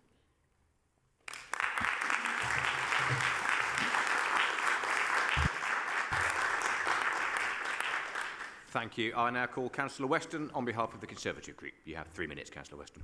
Thank you very much, my Lord Mayor. And I can say on my birthday there is no place I'd rather be than in a hot council chamber right now. But don't worry, I will emulate the Chancellor of the Duchy of Lancaster, don my suit, take my tie off, and I'll be hitting the nightclubs later. This amendment, it's actually very easy for me to oppose, because it's completely childish. You moved an altered motion, you worked with the Greens, and you wanted to move that. And we said, OK, fair enough. We were looking at an amendment, but yeah, OK, we'll go with that. We can see it. So we backed away on that. And then we worked on an alter motion with the Greens, and he went, no, we won't do that. We don't want to see that happen. We want to move our own amendment. And I thought, wow, there must be a political pearl of wisdom about to flow. And I looked at the amendment, and I thought, where is it? Because you ask us to do two things. You say that you want us to say that the government's original planning proposals weren't very good. You're right. They're not. There are some really good elements to them, but there's also a lot of real bad bits to it. And then you ask us to do another thing. You ask us to write a letter. I don't know if you're aware of this, but the consultation for that was last October. We wrote the letter 11 months ago. So our group wrote that letter. The council wrote that letter. I know that because I was part of the group that shaped the content of it. Did the Labour group write a letter? Because if you did, why are you asking us to write another letter 11 months after the deadline? And if you didn't, what were you doing? So I'm afraid you're caught in a trap here. Is it childish or incompetence? Because that's exactly where you are. This amendment does nothing other than play childish games. It doesn't strengthen a single thing, which is why we will be backing the Green amendment, which should have been an altered motion, which meant I could have got to the nightclub earlier. Rather than go for this complete hogwash. You can do better. This is not good. And thank you, my Lord Mayor. Happy birthday to me.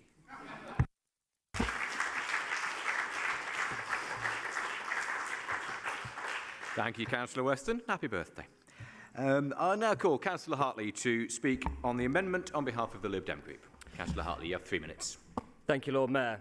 Having access to green spaces can reduce health inequalities, improve well-being and improve our mental health. This is just as important in our towns and cities as in rural areas. Unfortunately, unlike the original motion and the upcoming Green Amendment, this amendment does nothing to improve our green spaces, but instead is pure political point scoring. My Lord Mayor, the Mayor of Bristol is the first to accuse others of political grandstanding, but here is the Labour group who are more concerned with scoring cheap points than doing what's right for the people of Bristol, of amending for the sake of amending. The Liberal Democrats disagree with the ideas behind the government's planning white paper released earlier this year, and following the spectacular upset in Cheshire and Amersham in July, it seems the voters do as well. But we cannot support a vexatious amendment. Given the 80-strong majority of the Conservatives in Parliament, I would suggest that a letter from Bristol's party group leaders will do nothing to change the mind of Prime Minister Johnson or his government. Furthermore, the irony of the Labour group bemoaning the lack of public consultation is laughable when you consider the widely derided Cumberland Basin consultation in my own ward of Hotwells and Harbside, which local residents branded as secretive and untrustworthy. Full Council's energies must be devoted to helping and assisting our residents and improving the lives of ordinary Bristolians. This amendment does neither of those, so we cannot support it. Thank you, Lord Mayor.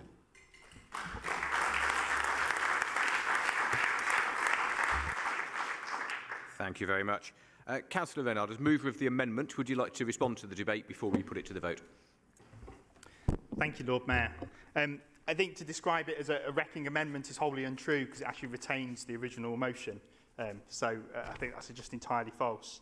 But I will keep my remarks brief. We've got quite a few amendments to get through tonight and discuss. we need to make it clear to the government that the planning bill is not in Bristol's interest. We need to be doing that regularly. Last October is all well and good. We need to carry on doing it, Mark, not performative stuff once in a blue moon. It should come as no surprise that I want homes to be built, but local communities need to be able to have a say in these developments. The bill would strip communities of their voice by giving developers the automatic green light. To address the housing crisis, we don't need to allow developers to have a free-for-all in Bristol. And we need the other parties to recognise this and ensure that we have a grown-up conversation about where we do build, not just where we don't build. We have a huge challenge to meet our housing need. And, I really do fully endorse the Mayor's remarks made during public forum. Decisions about where we do and don't build have implications. And we need to have an honest conversation about that and ensure what we are doing and doing what we can for those in greatest housing need in this city and striking the right balance with doing what we can to protect green spaces. We need a just transition that does not leave people behind. There are other amendments that raise concerns to my group and should raise these concerns to any councillor involved with development control committees, particularly as we may be preempting decisions they may have to take later. So it's a shame that other amendments may negate this one, but Councillor Pearce will cover that shortly. Thank you, Lord Mayor.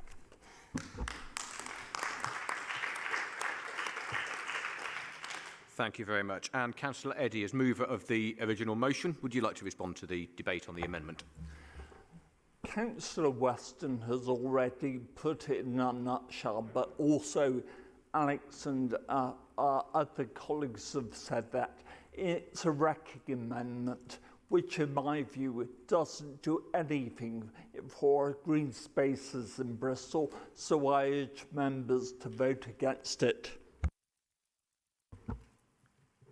Thank you very much. Then we will now move to the vote on the amendment.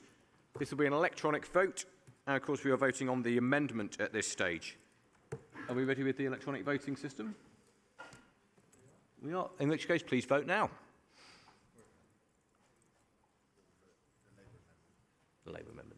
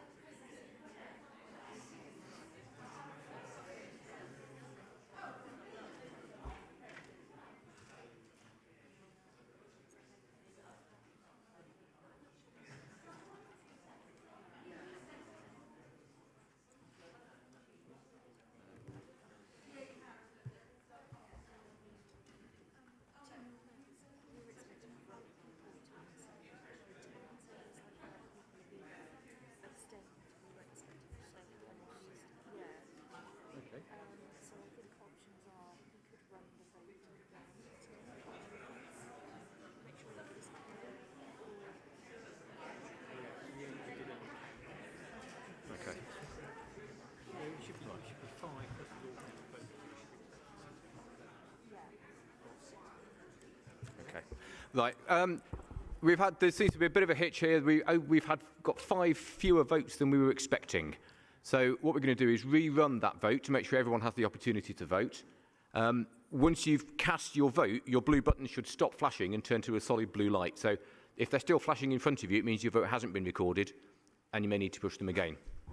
So, Lord Mayor, can I just say that surely we should know which people have got a problem, and when it can identify the individuals.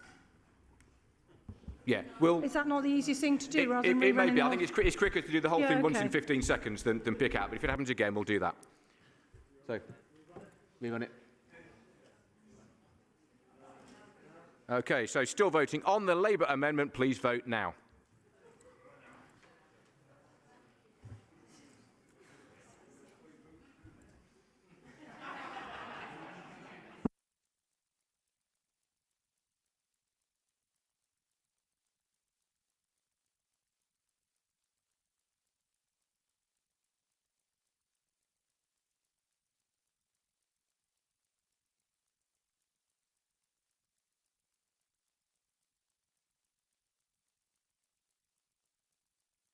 Okay, thank you. That worked better.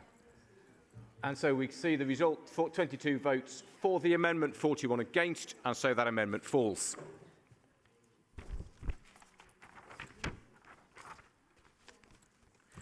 So I understand now there is an amendment from the Green Group, which is to be moved from the floor. Yes, I move to make an amendment from the floor, Lord Mayor.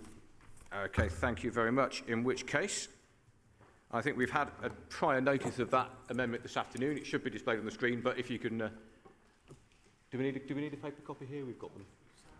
It's been circulated. Okay. In which case, I'll ask Councillor Plowden to move the Green Amendment. 3 minutes, please, Councillor Plowden. Thank you, my Lord Mayor. This amendment introduces resolutions to try and ensure the Conservative motion is to put into policy and into practice. It goes well beyond Yew Tree Farm and writing to the government. The motion may not mention our intertwined climate and ecological emergencies, but it is very much a response to them. The collapse of biodiversity is happening hand in hand with climate change, and it is the way that we use land that matters. The 97% loss of meadowland in post-war Britain to intensive farming is a key problem, and the sad truth is that this is also going on in the green belt, which can be as intensively farmed as anywhere else. So although we support the protection of the green belt, it is all the more reason to protect and enhance organic farms that work in harmony with nature, such as Yew Tree Farm with its abundant diversity. It is all the more reason to protect urban spaces. Intensive, unsustainable farming has played such a huge part in the biodiversity crisis that we are seeing nature and wildlife seeking sanctuary in our cities. The populations of hedgehogs and bumblebees, to name just 2 species, have collapsed in rural areas and now surviving by migrating into our cities. It is in protecting already nature-rich city green spaces that we need to focus our efforts. And this seems to be sadly lacking in the ecological emergency plan published last week. The words conserve, preserve or protect barely feature in the plan. Instead, words like establish, recreate feature throughout. Everyone in the biodiversity and wildlife profession agrees the single most important thing we can do, first and foremost, is to protect and preserve the quality natural spaces we already have. That's why we need to strengthen the original motion to include the local plan review. The review needs to consider and amend the current plan to include the protection of our sites of nature conservation interest and wildlife corridors within the city, and to preserve our green belt. We hope that other spaces can join Brislington Meadows and other examples in being spared harmful development through whatever process may be needed. This motion will actually start to identify the specific land that will make up the target of 30% of the city's land to be managed for the benefit of wildlife. We need the local plan to do this for us urgently. It is increasingly out of date. It was agreed before the Declaration of Climate and Ecological Emergencies. It will take time to amend and agree, but in the meantime, I hope this amendment will also give more support to officers and committees to make sure the Council is making up-to-date and relevant decisions. And let us not forget that the Council's own figures show there are 12,000 dwellings with planning permission not yet built. The CPRE estimate that Bristol can build 30,000 dwellings on brownfield sites, and that was pre-pandemic. The population growth figures in the local plan, the local plan was based on, have recently been significantly reduced. The growth is not going to be the same as what we had. The pace and density of current development means that more than ever we need to protect our existing biodiverse green spaces in the city and in the green belt. They cannot be retrofitted. Thank you, Lord Mayor.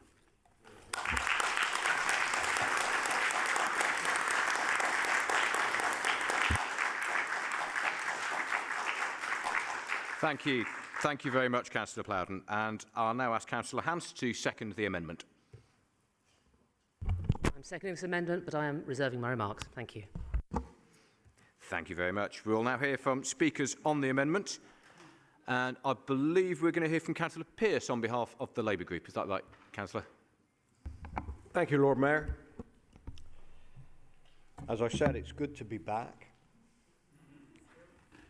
So, looking at members on my side of the chamber and on members on other sides of the chamber, if you serve on a DC committee, raise your hand. No, nice and high. Nice and high. We want to make sure that the developers see who you are when they submit their claims for expenses.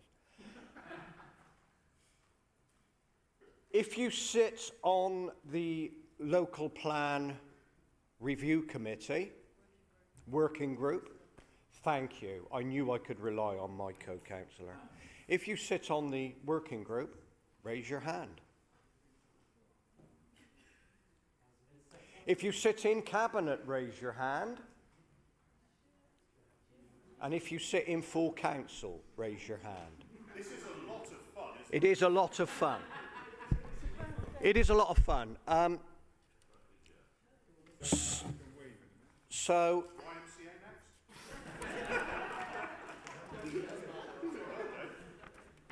so what is being asked of individual members is that they commit themselves to a particular point of view without having seen the evidence of the planning review. And then they'll be asked to sit on a DC or on cabinet to approve a change in planning policy, or in full council to approve a change in policy before submitting it for public examination at the planning inspectorate. And as we all know, developers always challenge local plans because they challenge them on numbers, because they never think we provide enough. And we are being asked to already put on record our point of view. We cannot vote one way or another indicating a preference on this point. That's rubbish. Of course we can. Actually, yeah, you could.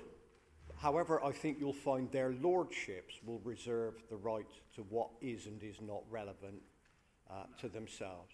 So we will be abstaining on this amendment. You give no protection to green spaces by approving this. You give no protection whatever. All you give is developers an opportunity to object to decisions that they do not like. And they will take that Councillor Pearce, you're over time now. opportunity. Thank you. Councillor Eddy, are you indicating a point of order? I was indeed, Lord Mayor. As everyone who attended, who's on a DC committee, the training recently will know, it was quite tight under Labour what you could say and what you couldn't. But since the Democracy Act of 2011, as long as one makes it perfectly clear that one's not in favour or against a specific proposal, one is completely unfettered. So it's utterly wrong and bogus for Councillor Pearce to suggest this. Thank you. That's a...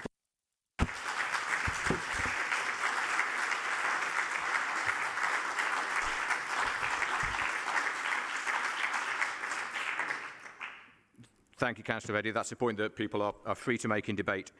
Councillor Gita, I think, to speak on behalf of the Conservative Group. Councillor, you have 3 minutes. Thank you, my Lord Mayor. It gives me great pleasure to support this motion, not least because of the numerous emails I've received from the residents of Avonmouth and Lawrence Weston asking me to do as much. Our ward knows only too well how important green spaces are, whether it's parking your car free of charge and enjoying time with the kids at Blaise Castle, or walking your dog through the woods at King's Weston Estate, stopping off at the amazing cafe before a visit to the Broken Bridge. All too often, people can take green areas and corridors as permanent and unchanging features of the landscape.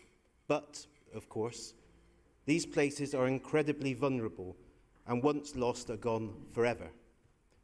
Members will be aware of reports quoting the collapse of wildlife species in the UK. Statistics from 2019 showed there had been a decline, on average, of 58% in populations of birds, bats, moths, butterflies, hares and dormice since 1970. And so the additions suggested by the Green Party are very helpful, especially the reference to the sites of nature conservation interest. We all understand the difficulties presented by a growing city, but increasing the protection accorded to our remaining open land and habitats represents a priority for those currently living in Bristol. Redevelopment and repurposing of brownfield sites must come first and foremost before the green belts and surrounding countryside is ever considered suitable or appropriate to be built upon. My Lord Mayor, I hope that this motion, with what should be the support of the full chamber, should demonstrate to the residents of Bristol that all parties take seriously the danger to our green spaces.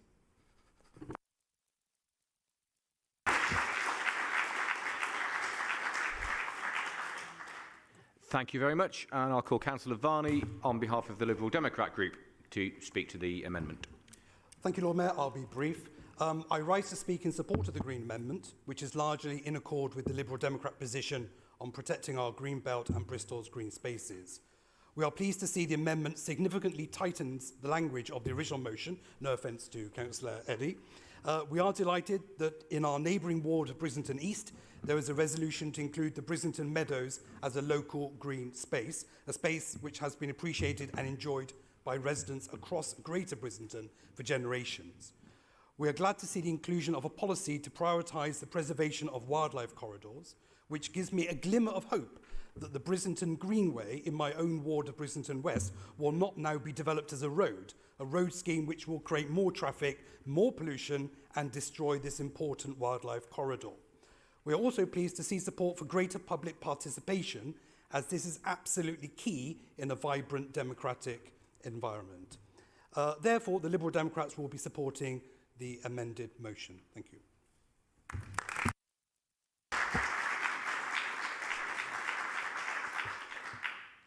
Thank you very much. I should say, for the benefit of people watching remotely, all councillors in the room have a copy of the Green Amendment that's been moved from the floor today on seats. But for those watching at home, it will be uploaded to the council website as soon as possible. Thank you. Councillor Plowden, as mover of the amendment, would you like to respond to the debate? I would just very lightly quickly say that I think we are perfectly at liberty to express our general policy views in this chamber. We haven't mentioned any specific planning applications, despite me being a member of DC. And I would like to understand, if that was the case, how are we going to be defending decisions already made about some of the green spaces and the cast iron guarantees? So you can't have kind of both bites of the cherry. Thank you. Thank you. And Councillor Eddy, as mover of the original motion, would you like to respond to the debate on the amendment? As ever, Lord Mayor, I'm going to take the example of Councillor Hants and just be very brief. Please vote for this amendment. Thank you. And we will now move to the vote on the amendment. Once again, this will be an electronic vote. And as soon as we are ready, please vote now.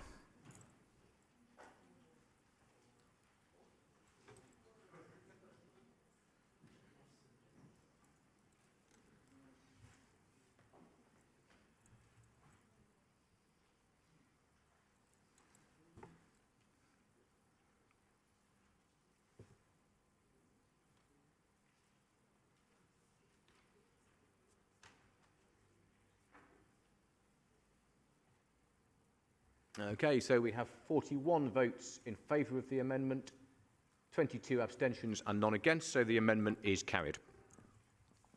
So we are now dealing with the amended motion, that is the original motion proposed by Councillor Eddy, with the amendment proposed by the Green Group. Before we move to the vote on that amended motion, Mayor Rees, would you like to respond to the debate?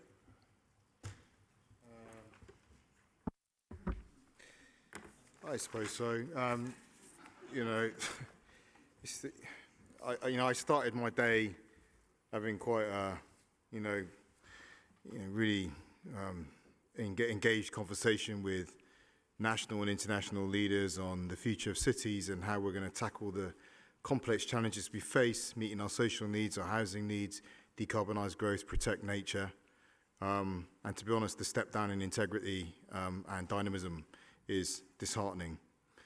There's what I think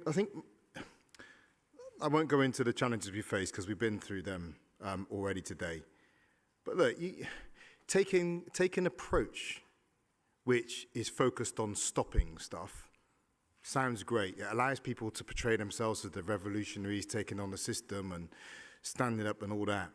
But the thing that is constantly missing, as I said, is there is a pressure. There is a huge pressure in the city, a social need pressure. And in the effort to protect space for nature is perfectly, is very important. But you need more than one tool. And saying, stop build here, we're going to stand against this, I know that plays well on your leaflets and so forth. But at some point, you've got to say, where are you going to allow housing to be built to relieve that pressure? And we can point to developments that we've brought forward over the last 5 years that focused on brownfield sites in the middle of the city. Some of you have entered the game of opposing those developments. We even had one local housing campaign group oppose house building on brownfield sites in Lockleys. And to be honest, many people in those benches have just stood on the touchline. Well, we as a party have faced up to those difficult decisions in Bristol and talked about and led on the need to deliver homes on those brownfield sites that does relieve pressure on land that is that is incredibly sensitive. And the truth is, there are no free options. What we do want to do as a group is have a fully informed view. There will be an environmental consequence to meeting the needs of our population. What we need to do is make sure we're fully informed of the price, any actions we take, what that price is, and then making sure that when we do develop Bristol, we're either looking at how we mitigate that in alternative places, but also how we build nature into the city's development. Our approach to the ecological emergency is not an anti-development approach. It cannot be. We cannot afford to have an anti-housing, anti-development approach to the city. What it is an approach that says we are going to commit land to nature, but sometimes the boundary between land for nature and land for housing and development is blurred. And what we need to do is build nature into the city design. So Bucklock, for example, on Airport Road, that includes the restoration of the waterway and that whole ecological pathway. We're looking at the waterway that comes from Avon Valley right out to the waterfront with the work that we'll do on the waterfronts in the city as well. So I just wish that we as a chamber would come to Bristol, and rather than the posture, and everyone makes the claim now, you're doing party politics. That's we might as well all wear a T-shirt telling everyone else they're doing party politics. But at some point, we've got to talk about what we're for and not just what we're against. And when we do want to carry the slogan around, we have to enter into those difficult situations where what we need to do comes with a cost. And then looking at how we trade and how we make decisions between unpalatable options. Any kind of political leadership that does not meet that bar is an absolute disservice to the city and doesn't give people the opportunity in Bristol to enter into the real grittiness of what we're dealing with and the challenges that we're dealing with as a city. And it's incredibly disappointing. Thank you. We'll now move to the vote on the amended motion.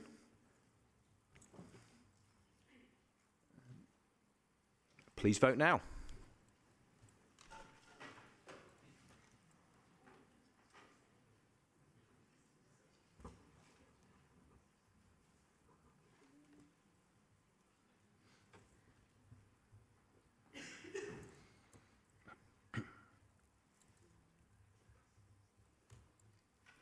My Lord Mayor, may I ask a point of order?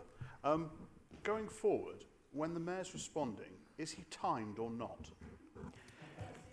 It normally should be. In this case, the timer wasn't started, so I didn't jump in. But yes, normally the Mayor's speeches will be timed, as with anybody else's.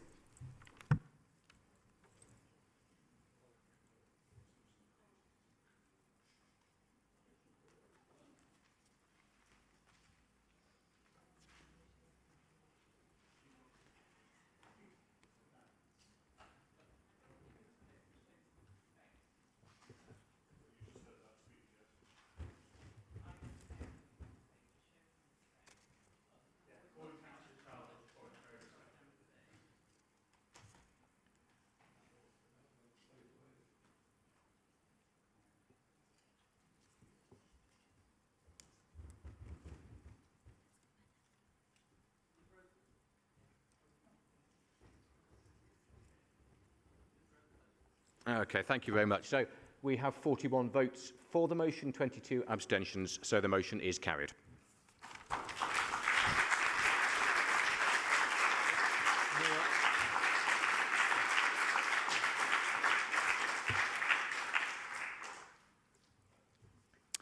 So we now move to the silver motion, which can be found on the website where it was published as part of the agenda and will be shown on the screen. And I ask Councillor Stone of the Green Group to move the motion. Councillor Stone, you have 3 minutes.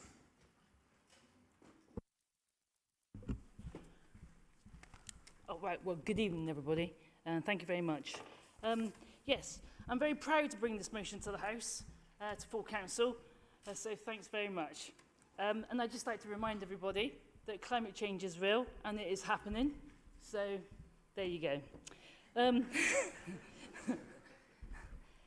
And as one side of the world is burning and the other side is yet underwater, we continue to burn fossil fuels and release massive amounts of carbon, causing global heating that has no boundaries. Now, this will affect you, it will affect me, it will affect everybody, it will affect the young and the most vulnerable.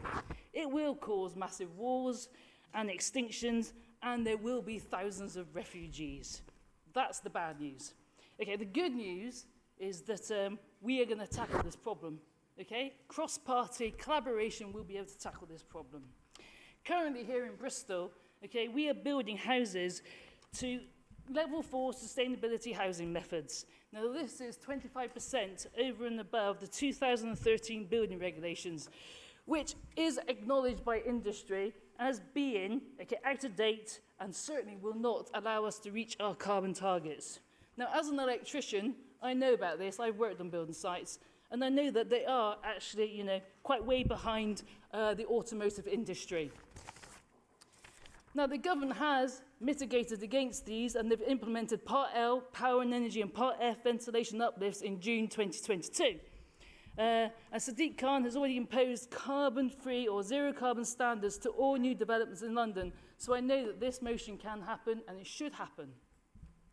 Through this motion, we will set out strict targets of carbon zero for all new developments so that our city can reach carbon zero in 2020 for all of the sake of her citizens.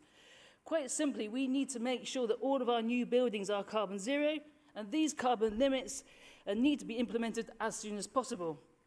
And this is just the start. Now remember, 30% of carbon emissions comes from our homes. And we will successfully fit all new buildings to be carbon zero, but we have to focus at retrofitting in the future.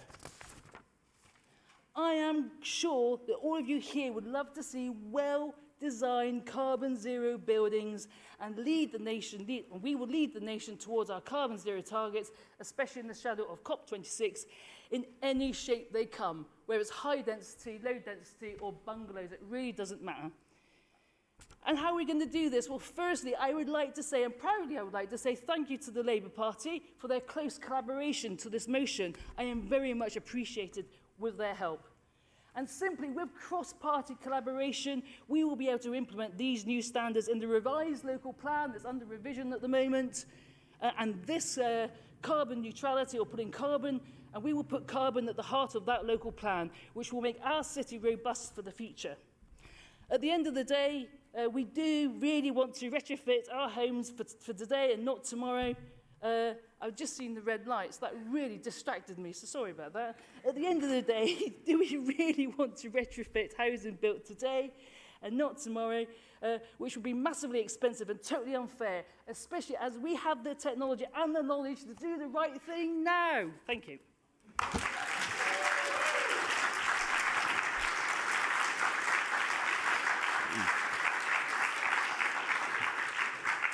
Thank you very much. And I'll call Councillor Renard on to second the motion on behalf of the Labour Group. Councillor Renard, you have 3 minutes.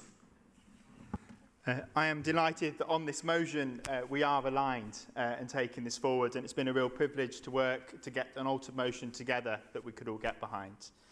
We know that we have massive issues that we need to think about when it comes to retrofit and also new housing as well, which, whilst representing a tiny proportion when we consider it against the challenge of retrofit, is still just as important, which is what this motion really focuses in on. We've really kind of thought about what we're going to do as a group, in the housing work that we're doing at the moment. And one of the things I want to highlight is around the Bristol Housing Festival, who have brought forward several sites through some funding that was secured for Innovate UK, where we're going to be testing ideas such as modern methods of construction, something I'm really excited about as a potential way to address the climate crisis, and in a way where you can get to carbon zero through that design. And it was work that, if you're not already familiar with it, I really encourage you to look at some of those schemes like Buckluck over on Airport Road, the schemes that are going forward, potentially in my own ward in Bell Close, a much smaller scheme. It really presents a lot of opportunity. The other opportunity that we also have that I've invited all parties to be a part of is the HRA business plan. What do we borrow? What do we spend it on? And there are some big challenges. How much of that do we spend on new council house building? How much of that do we spend on dealing with retrofit, dealing with maintenance and repairs? Let's not forget about our existing tenants. These are big challenges that we're going to have to face. Do we get involved in estate regeneration? What does that look like? And how do we take everyone with us? These are not going to be easy issues to deal with, and it's important that we all work collaboratively to thrash out where the common ground is and where perhaps there are differences of opinion, so that when we come to the budget next February, we're not just spending our time grandstanding. We've actually got something that we've all thought about and that the residents of Bristol have had an opportunity to have a meaningful say in. Thank you, Lord Mayor.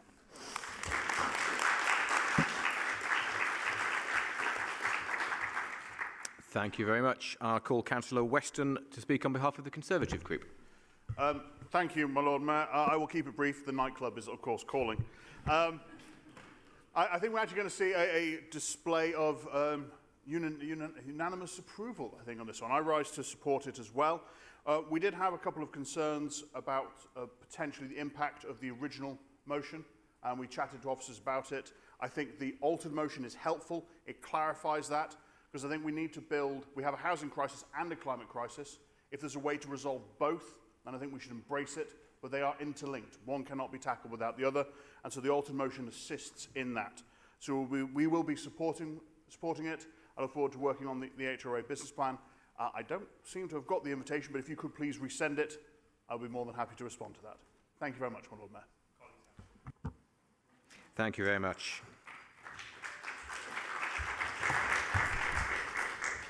And I'll call Councillor Clark to speak on behalf of the Liberal Democrat Group. This is the twilight zone, isn't it?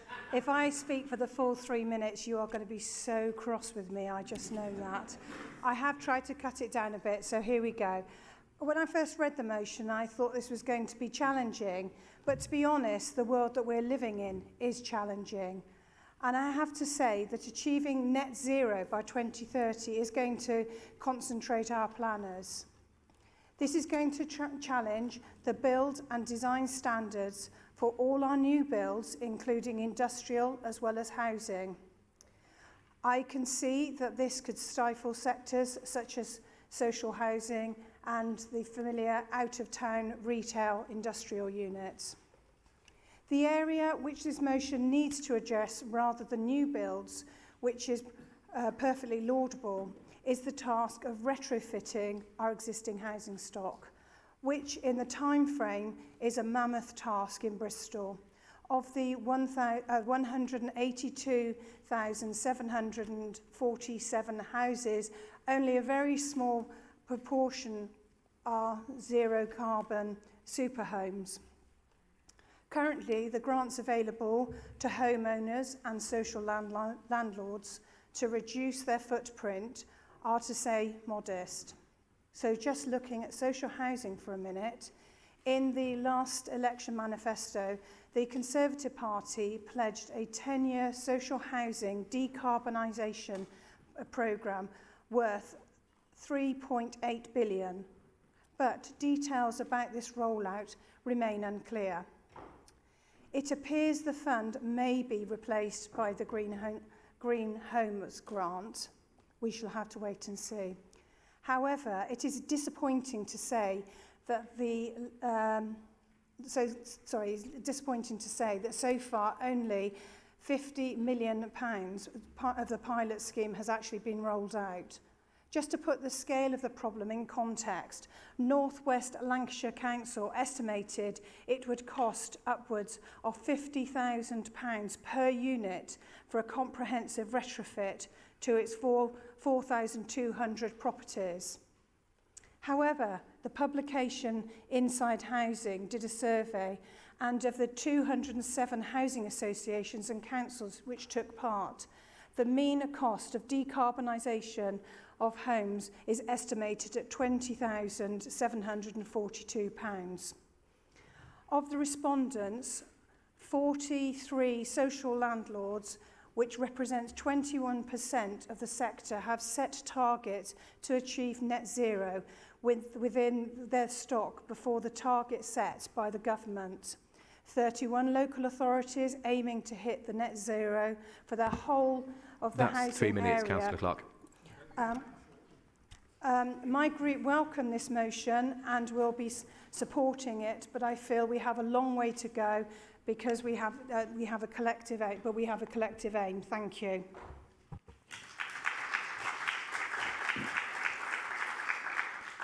Thank you very much. Councillor Stone, as mover of the motion, would you like to respond to the debate? Sorry, what was that? Would you like to respond to the debate, having moved the motion? Well, thank you very much for listening. Cheers. Bye.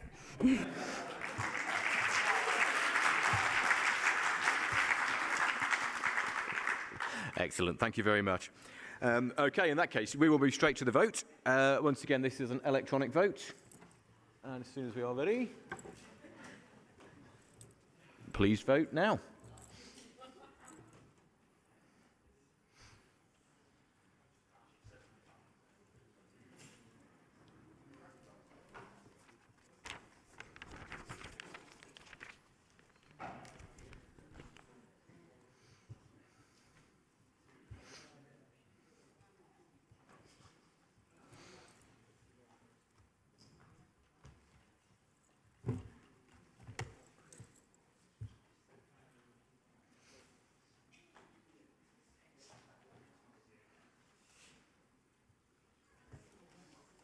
OK, with 61 votes for, none against, the motion has passed.